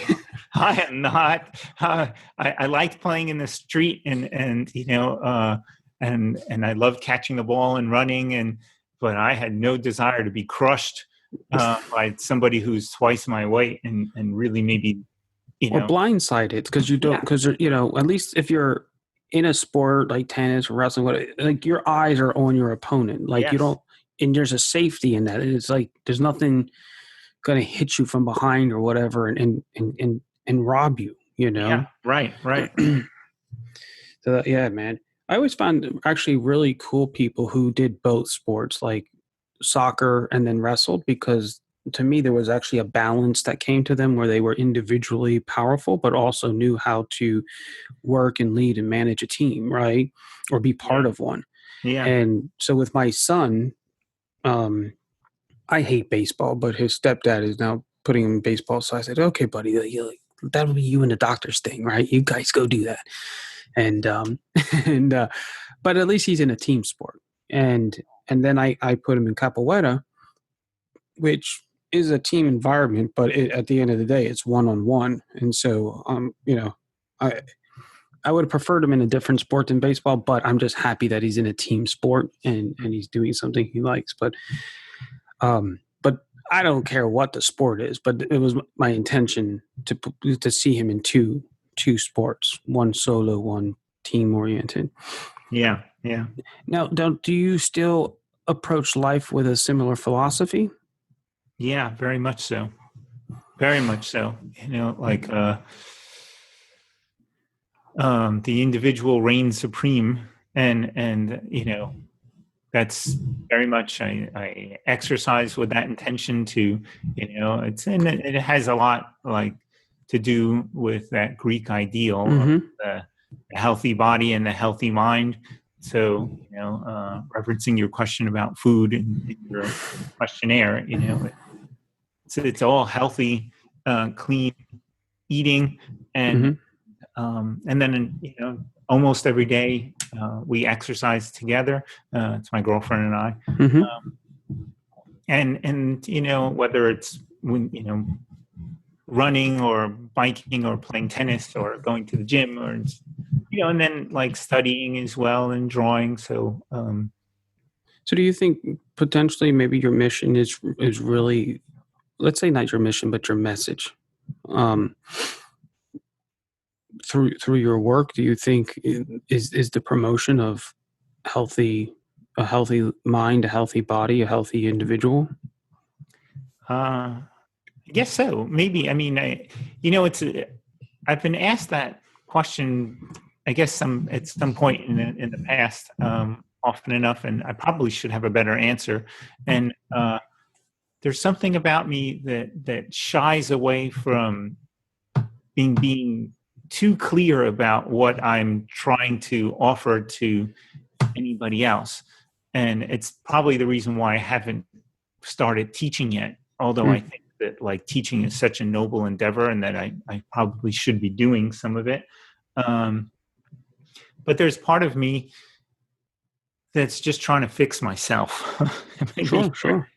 Trying to understand myself and trying to clarify the ideas that have me and trying to separate all that out into something that makes sense before I'm too clear about what I'm trying to say it means to anybody else. I don't know, does that make sense? Absolutely. Okay. It's like when you're on an airplane, you got to put your own mask on first before helping the little children, Yeah. And I remember when since we're talking about teaching and helping others, the I would often ask people when they would tell me, "Oh, I want to be a teacher." I said, "Oh, really?" I said, "Why would you want to be a teacher?" And oftentimes it meant like a teacher at a high school or something. And they would say, "Well, because it's a steady paycheck. I get Yeah. benefits. I get the summers off." And I'm like, "Oh, okay." But I remember there was this one girl, I guess. I asked her that question, and she said, I love reading so much that I want to share that with other people Hmm. and help inspire, the next generation of people to love literature." And I was like, I got turned on. Yeah, I was for like, sure. oh my God, you're going to be awesome. Right. Yeah. Yeah. And, and it's the same with psychology. A lot of times I meet people who want to become a psychologist or that go into that field. And I'll ask them, why they want to do it. And literally, like probably 19 out of 20 people will say something like, well, I had a messed up life, and and I think by helping other people, I'll help myself, and blah, blah, blah. And I'm like, you selfish bastard. Like, why don't you go fix yourself?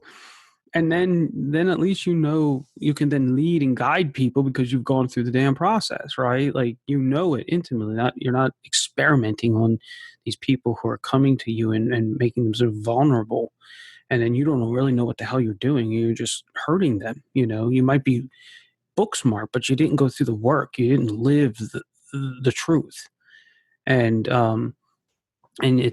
it's very, very different when you find legitimate teachers and legitimate psychologists and legitimate whatever, aka the industry is, um, versus the people who've just read a lot of stuff, learned a lot of things, and you know, Or not. or not. Yeah, Or not. exactly, They're just there for the paycheck, which is, exactly. and Uh, you know, it's like, and on the flip side of things, to sort of criticize myself, it's like, well, that project of getting to some complete awareness is like never ending. It's of like course, the more you know, the more you realize, wow, you really don't know anything. And I read every day and I know much more than I did, say, last year, or I know more today than I did yesterday. But increasingly, I know that I don't know anything.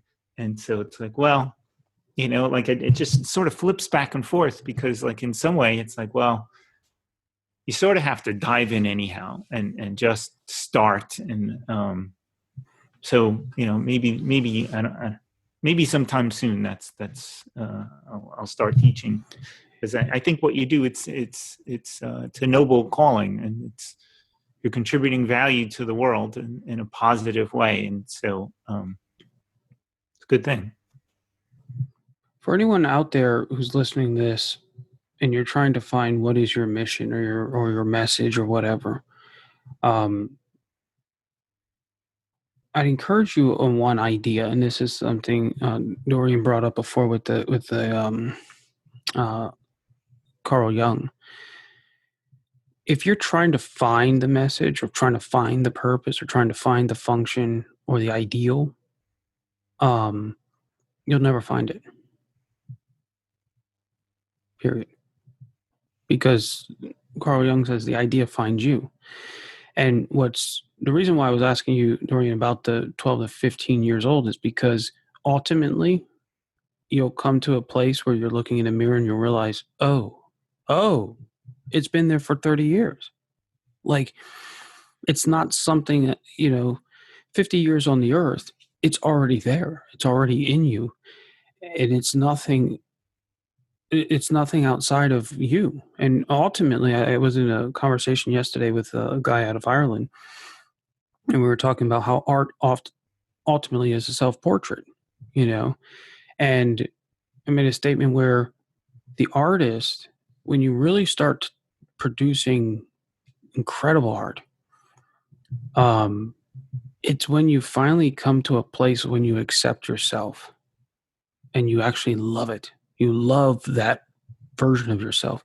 And we live in a world or any idea. And he actually made this comment about, oh, well, without being narcissistic, it's like you throw in that disclaimer because you're uncomfortable with the idea of loving yourself. Hmm. I'm 41. I didn't start loving myself until I went to Portugal.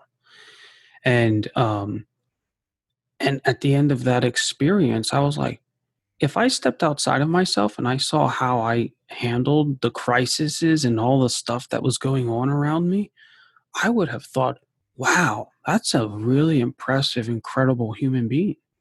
And then I realized, well, that was me, right? And it's not it's like our teachers, like I was saying before about like my biology teacher, Myron. It's very hard for people to be around confident people because they mistaken it as arrogance. But if you listen carefully, an arrogant person says, I'm so great, so therefore give me this, right? Where a Mm-hmm. confident person says, I'm so great, so let me be of assistance and useful to you. Like, let me help. Let me be of Yeah. service. Yeah. And it's such a small shift, but you've got to be sensitive to the flow of energy. It's like, I'm so great, let me be generous versus I'm so great, let me tax you, right? So, Uh-huh. uh, and Or like, well, I might have some experience here. I might have some knowledge that may be of help to you. Um, and let's start a dialogue and see if it is. that's a nice nurturing strategy. But at the end of the day, it's bullshit because you either know you have it or you don't, and you know you can help the person or not, right? And it's just how bold are you willing to be? Well, so here's my counter in a sense. I Mm-hmm. actually, I think that I'm not entirely confident that what I have is what will help somebody else. So I'll give you a really good example, at Okay. least a good example for me. Um, I would have been a whole lot more confident about that that I might have the answers to help somebody else out until I met my girlfriend, and I think that those that are closest to us really can teach us a lot. Mm-hmm. So she draws very, very differently than I do, and she studied at FIT and studied fashion and studied illustration drawing and has a whole different trajectory of her relationship to art than I do, and when we met, it's like I learned so much from her that I didn't know. So like a lot of our circles of interest kind of overlap, and then there are things that neither of us have been exposed to um, from the other side, and Mm-hmm. so I find that like I don't have the answers for her, and but what I have is more of a conversation that I can start to engage. And a lot of times it's of no help to her whatsoever.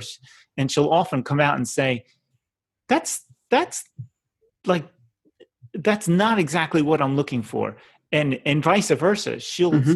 She'll get excited about something and she'll offer advice and I'll think, oh golly, you're just coming from such a different perspective that that even very basic things of what she finds beautiful, neither of us can agree. Like not all the time, but often, and that's opened my world to the actuality that like as individuals we're all really really different, Yep.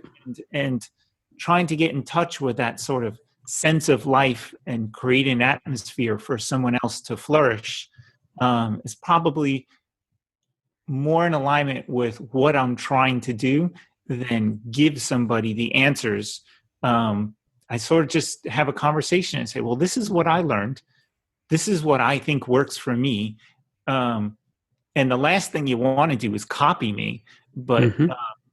you know, let's just start trying to understand something. And probably the best thing that we can do that I've found is to work from life, to make a movement away from the machine, Mm-hmm. but to try and look for answers while working directly from life.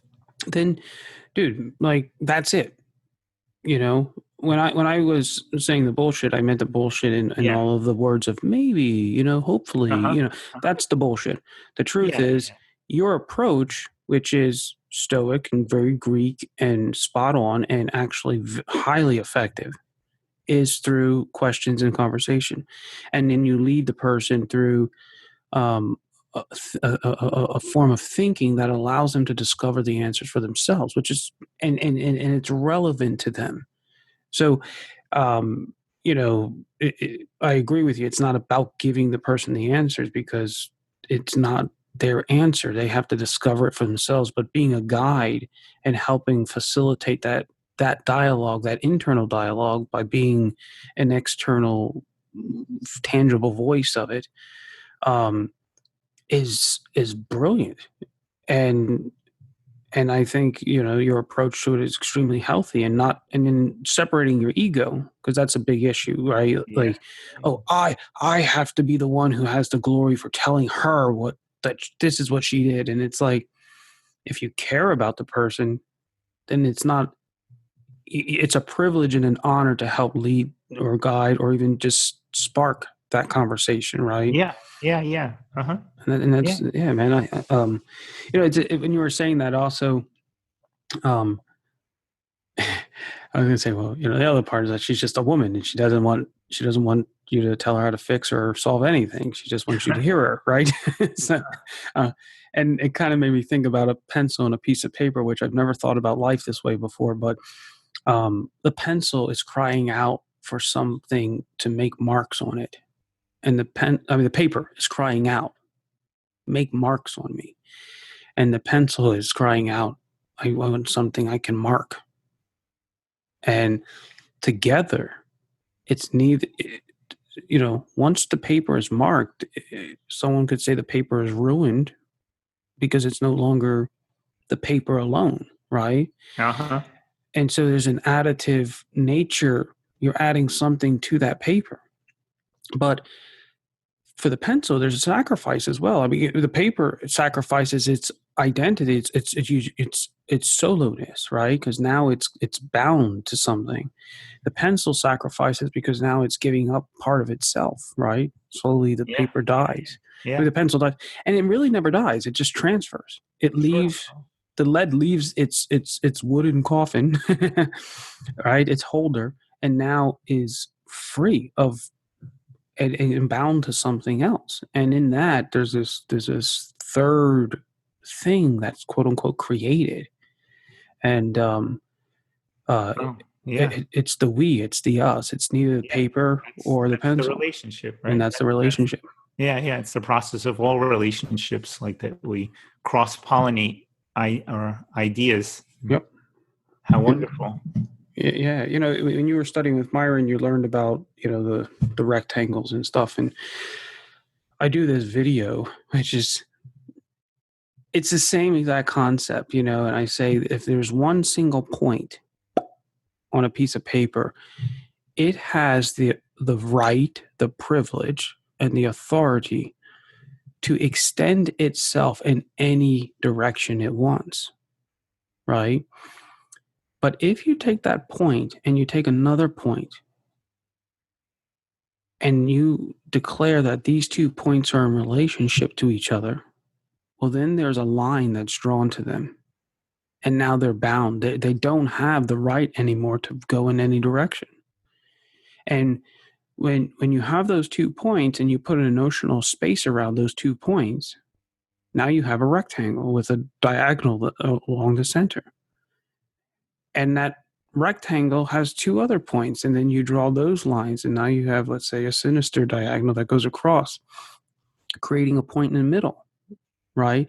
And each point has the authority to go vertical or horizontal. When you do that, now you're beginning to divide this thing up.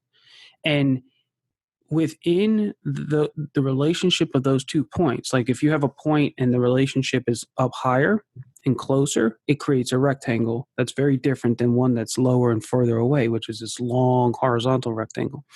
So just by shifting the point, it changes the relationship, but then also changes the entire gamut and armature of the world that those 2 points create. It's fascinating.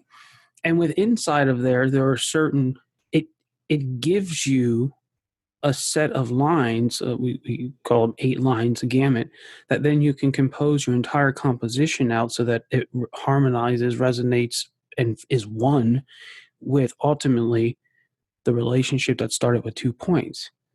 And it doesn't matter if you go abstract or photorealism, but if you compose and design it and you order your image, it'll all come back to the relationship that started between these 2 points. And it's a very interesting philosophy, but when you see it from that point, it's like, holy moly, like literally everything can come from this 2 relationships of 2 cells, 2 points, you create literally this body of art, Yeah. It's interesting. Yeah, very interesting. So, quick question. I'm going to ask you before I ask you how people can connect with you. What do you love to eat, man?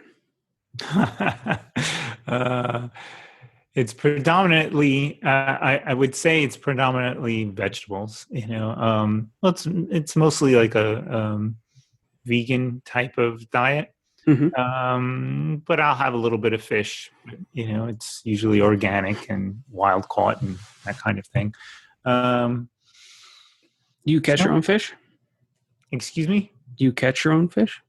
No, I don't. I haven't gone fishing. It's mostly sardines or salmon.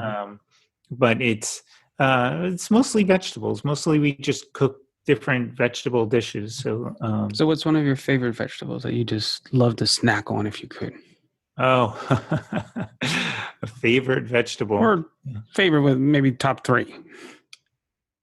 Well, I'll tell you, I mix. I get criticized for this because it's not like a taste thing for me as much as it is a nutrient type of thing that will fulfill that has the highest percentage of nutrients in it that will sustain my life and the best brain power and health and that kind of thing.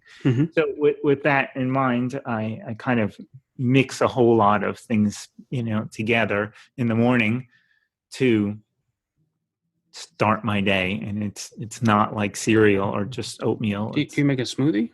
Yeah. A green smoothie?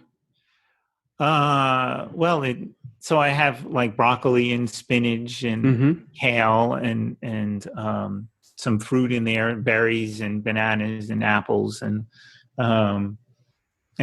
sometimes some sweet potato and avocado. And oh yeah, so there's a lot of stuff that goes in there, and there's a lot more, and it kind of like gets switched up, and nuts go in there as well. Nice. So it's really like specifically tailored. There's ginger and garlic and. Yeah, I take the ginger garlic every day, and cayenne pepper.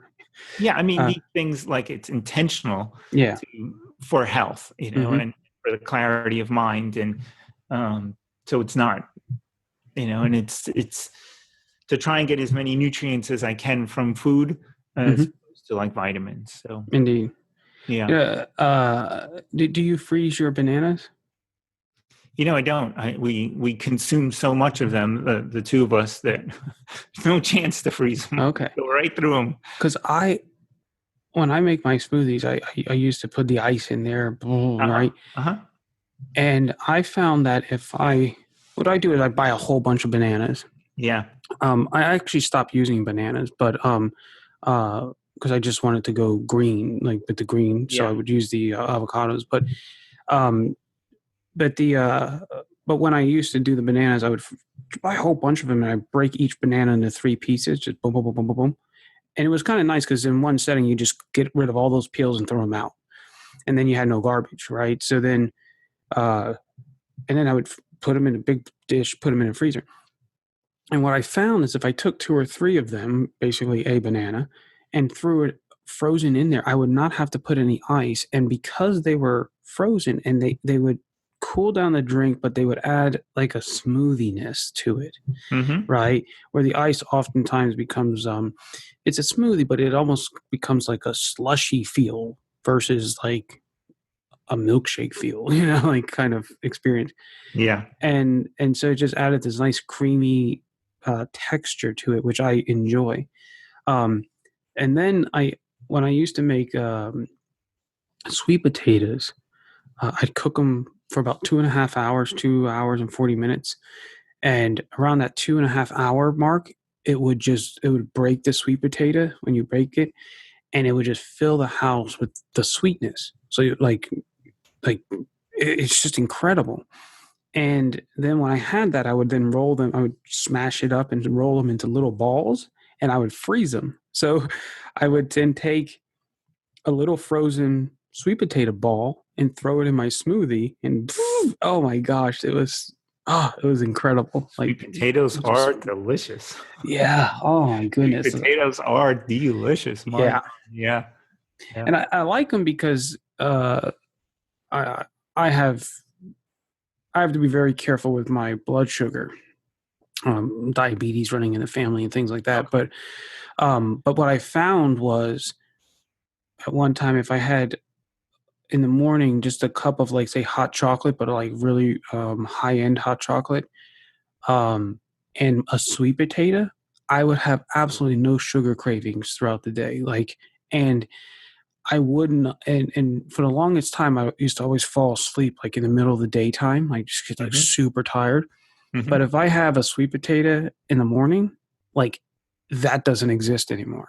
Like, because it just is this nice slow burning carb right throughout the day, and it tastes great, and it's fun, Um, so yeah, I like sweet potatoes a Yeah, lot. I would think. I mean, and another benefit for you is it's got a low glycemic index.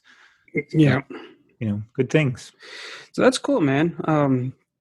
Uh, just quick question. If you were out with a whole bunch of people and they brought out, a small cow on a table and a small pig and all these animals, and they were eating it, would you throw up, or are you okay with other people eating meat?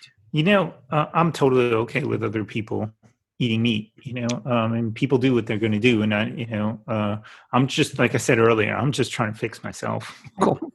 I mean, these are my ethical decisions. They seem to be, from my research, like the most sustainable way to move through life. But, Yep. but hey, people do what they do, and I let other people fix themselves and handle their own lives. Yeah, and the reason why I was asking was when the illustration con, the IX con comes to Reading. I guess you said August.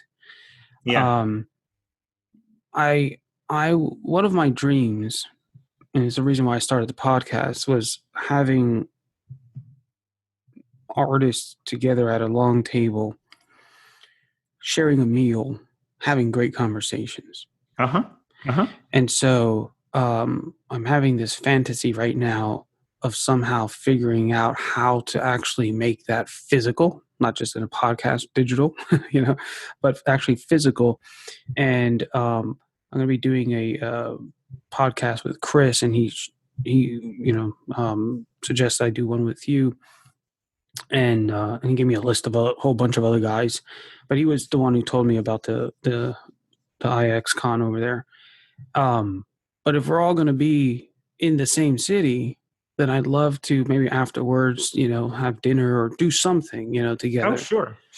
I know a lot of people there that we can have dinner with, and great. I can connect you with the organizer, and he'll turn you on to a lot of people. But there are more people, more artists in that one particular convention that you could fit around a table. A lot of times we'll all go out to like a restaurant, so you Yeah, can hop from table to table. It's a lot of fun. that's right. That's awesome. That's why Yeah. we need a long table.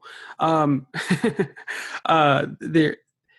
Yeah, if you could hook me up with the organizer, because I'm sure they already have everything there. But um, did you happen to see the lecture I did in Portugal on the link between story and design? No, I saw your recent Joseph Campbell. Sorry, Joseph Yeah, the camp one. DeCamp. Yeah, yeah, Yeah. yeah. That was good. I liked it.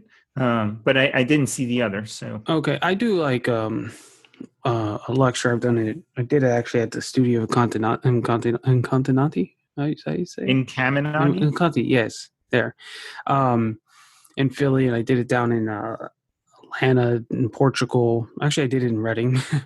um, and it would be a great uh, lecture talk to do at the Goggle Works down there, especially for a group of people who are illustrators and fantasy artists. It would be very fascinating. Sure. Well, I'll Um, hook you up. yeah. Okay. Cool. Cool. Um, well, Dorian, we're in the local area, man. We got to get together sometime. And I'm a huge fan of your work, man. What you're doing is just incredible. Yeah, it's interesting. I'll say, um, I like the women in your drawings, um, and I love that they feel very contemporary, right? But there's something about the way you draw them that it's like I see them and I know they're women, but the way in which you draw their contours and the space in which they take up, they become something, even they become works of art in themselves, just in the beautiful silhouettes that they make. And it was interesting.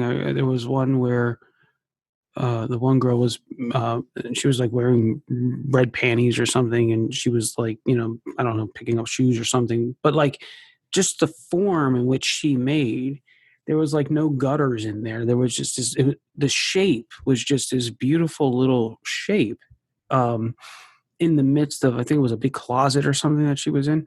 Oh yeah.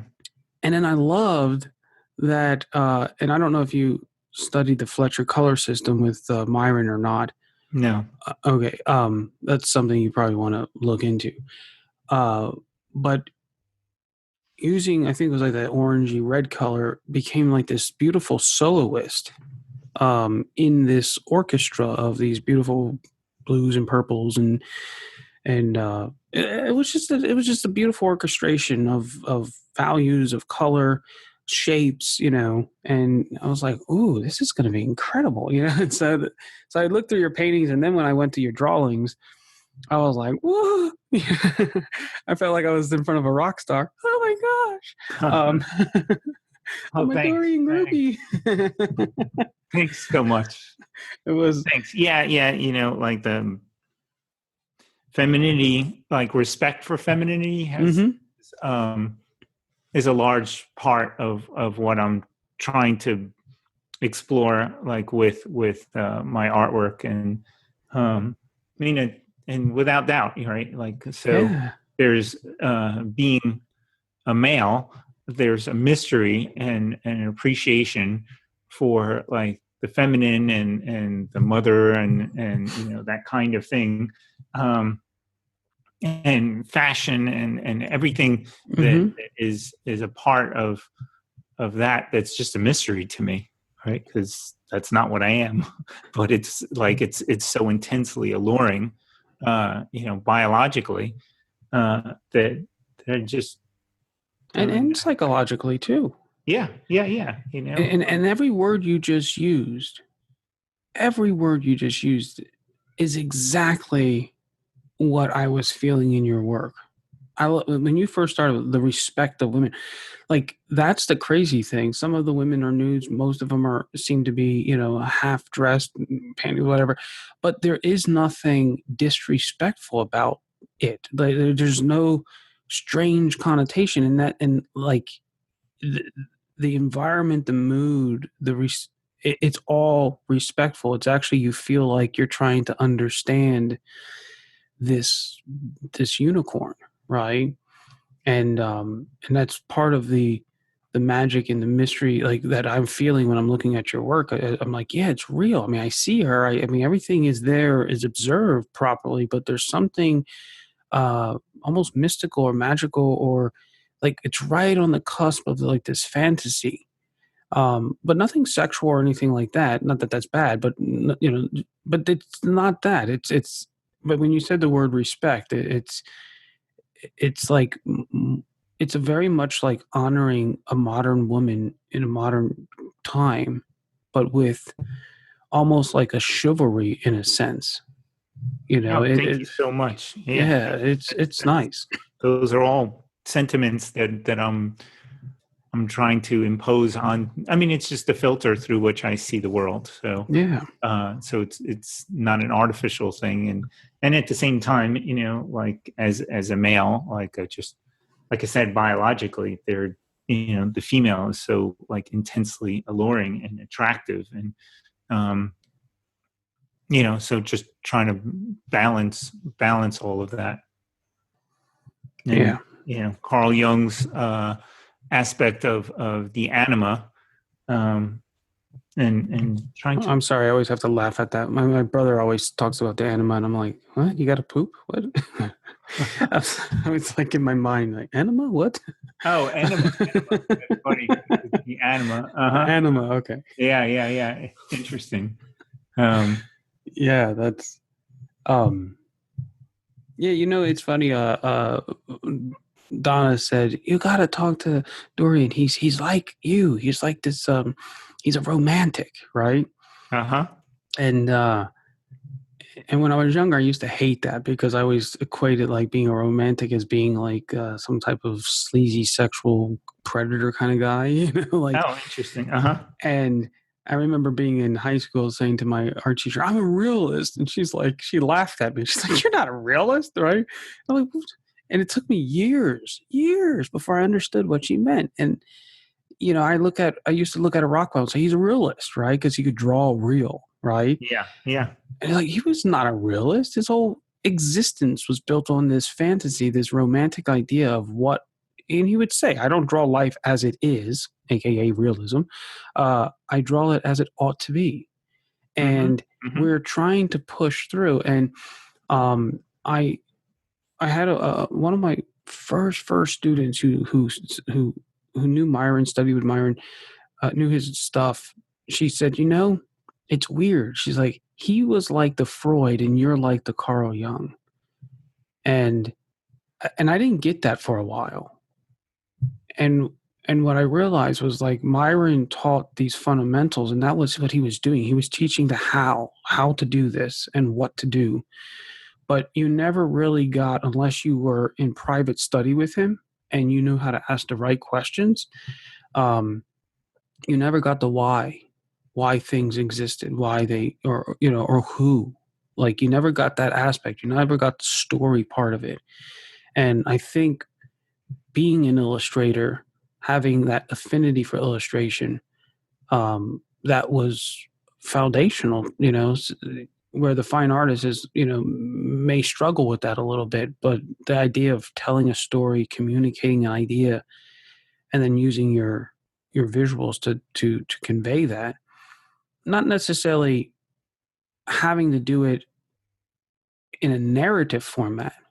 So like Cezanne, was a great storyteller, I believe, but his approach was we're painting sensations, right? Like his story was the feeling that he wanted you to feel. And wasn't necessarily Jack and Jill going up the hill, but it was the sensation of really traveling up a hill that was important. And uh, so I love the fact that you talk about Carl Jung and that you're and Joseph Campbell, Campbell. Campbell, Mm-hmm. um, and that's such a big part of your philosophy, um, and then the sensitivity of your soul, the romantic nature of your heart. and then you're tackling these subjects like females and things like that. It's just a great combination. And then on the other side, you actually remind me of Myron. I used to hang out at Myron's house when he was trying to learn how to use his computer. He paid me to come over and teach him the computer, and and that's where we actually built our intimate friendship. But in his kitchen, every morning he'd get up and he'd have his coffee, and he had this little tiny podium thing on his table with an encyclopedia. And every morning for, I don't know, 60 years or whatever, he would read the encyclopedia. How great. Yeah. And like, it was in his 70s when I really got to befriend him. And he'd just do that, he just read encyclopedias. It was cool. That's interesting. So like random bits of knowledge, sprinkled throughout. Yeah, it was like his breakfast was reading. And that's kind of like you have your smoothie in the morning, whatever, and like you said, you wake up and you read. You put so there's a beautiful nature of you're investing in yourself, in your mind. You've actually, and what you're studying, things are descending into your spirit, into your soul, and then you're also then adding to that, using that knowledge to apply to your physiology, right? So this mind, body, and soul harmony between the two, and being very deliberate and intentional about that, I think is quite remarkable and honorable, and well, thank you. Yeah, and then having all of those actions that are deliberate, yes, like pulled from from philosophy, and then trying to make some visual representation of that, which is the art, like the poetry from the idea. Not easy. It's really not easy. It's so it's hard. not. But that's why it's awesome. It's interesting. One of my students, his name is Bill. He was actually, I think, maybe my first student who paid me, right? And he was like this old guy who was a house painter his whole life. And then he decided when he retired that he was wanting to paint the paintings that go on walls, not just paint the walls. And his father was a house painter. And so that's what he did. But it was funny because he was this little black man, right? And so he would do these houses up in New York, and he'd show up and he'd be this little black guy. And back in those days, it was like, but he was so well read, and and he knew things. Oh, is that a Ming Dynasty vase from the Ming Dynasty year? And they were like, what? And then they would get into these conversations. So he would use his intelligence and things to break the wall of these stereotypes and stuff. And he built these great relationships with these people. And so he was going to have his first show, and I helped him compose these images that went up. But he's very, very metaphysical, esoteric thinker as well. And he spent years in Indonesia with some group of people about meditation and things like that. So he's kind of like my little Yoda right now in my life. And he says, as artists, we're shamans. He calls us. And so we embrace this philosophy at the Academy that we're shamans. And I like, if I was going to say you're a shaman, because I look at you as one, which is that psychologist, doctor, artist, priest, philosopher of the tribe, right? All those types of things wrapped into this one, what's the word? Anima? This one character, right? Okay. And we'll call that the shaman.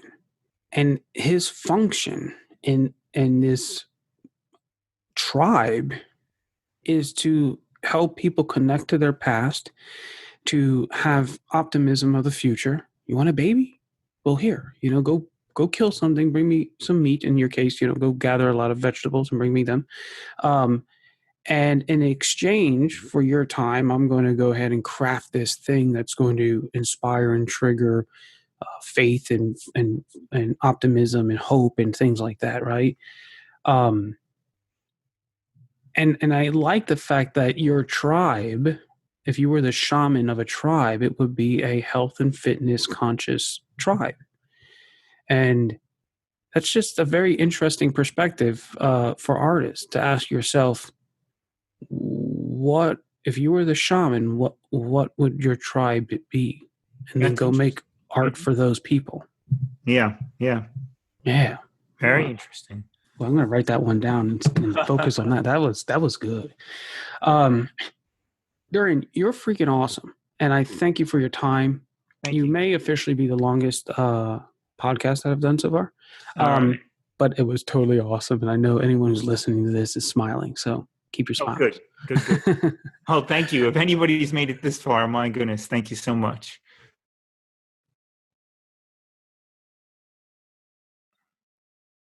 Sorry, I hit the mute button. How can they connect with you? That's funny. Perfect timing, right? Right. Yeah, mute. Great. All right. Golly, my website's got my email on there. And, I'm on all the social media platforms. What's your website? I have two websites. One is a portrait website, and the other one's a fine art website. I think the one that's more heavily trafficked these days is my fine art website, which is DorianVallejo.com. Vallejo. Yeah. What is that? My father is from Lima, Peru. Really? Yeah. Peruvian. Yeah. Interesting. I can't say his last name. His name's Alex. He does the nudes on the skateboards. I'm going to send you his name, but Okay. actually I know two Alexes that are really great artists, and they're both from Peru. So I'm going to connect you with those guys. It might be something of interest for you. They're really cool guys. Yeah, but my mother's from the other side though. She's from Germany. So. Oh, really? That's awesome. Yeah. So there's a that must have been an interesting house to live in. Yeah. Of course, you never know, because like you just grow up with what you grow up of, and that's the norm for what you have. And I don't know. It was interesting to me, I guess. Although I spent a good deal. They were both artists, and that's how they met each other. And my father came to this country specifically with the notion to pursue his artistic career and make something happen here, and which he did very well. And nice.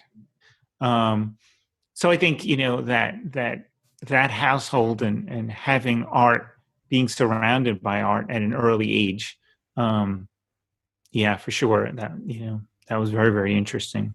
So if your dad's philosophy was, hey, kind of just experience it, low structure, and your mom is an artist out of Germany, was she similar in that philosophy, or was she very, very different in that philosophy?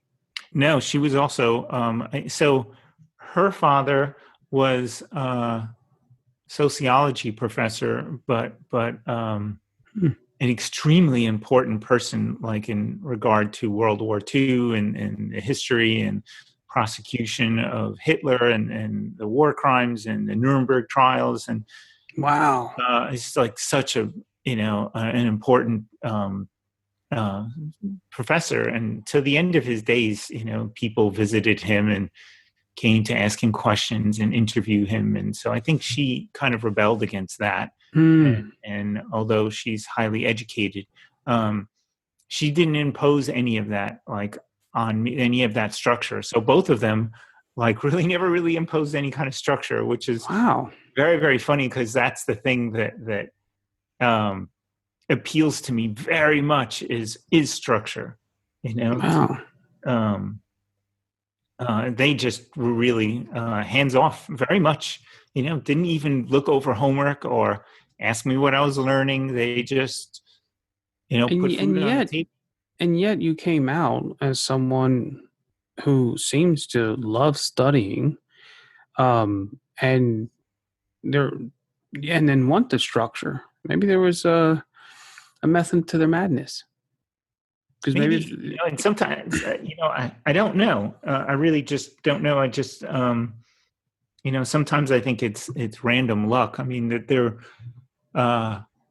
my mother was the type to get a book mm-hmm. and leave it on the table, and I only learned this much later in life, but so like after I was out of the house, so I'm like, I missed out on so much, but never even say, hey, there's a book on table, you might like to look at it or read it. She just leave it there, and if you picked it up on your own and you engaged it, then that was your business. And if you wanted to have a conversation about it, that was your business.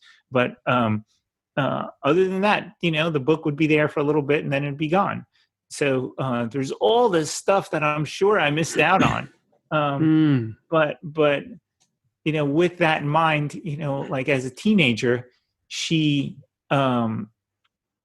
got books on tape for me, and because I started painting and thought, well, she started reading to me out loud things that were that would stimulate that kind of internal dialogue, and stimulate ideas, but she wasn't provoking conversation.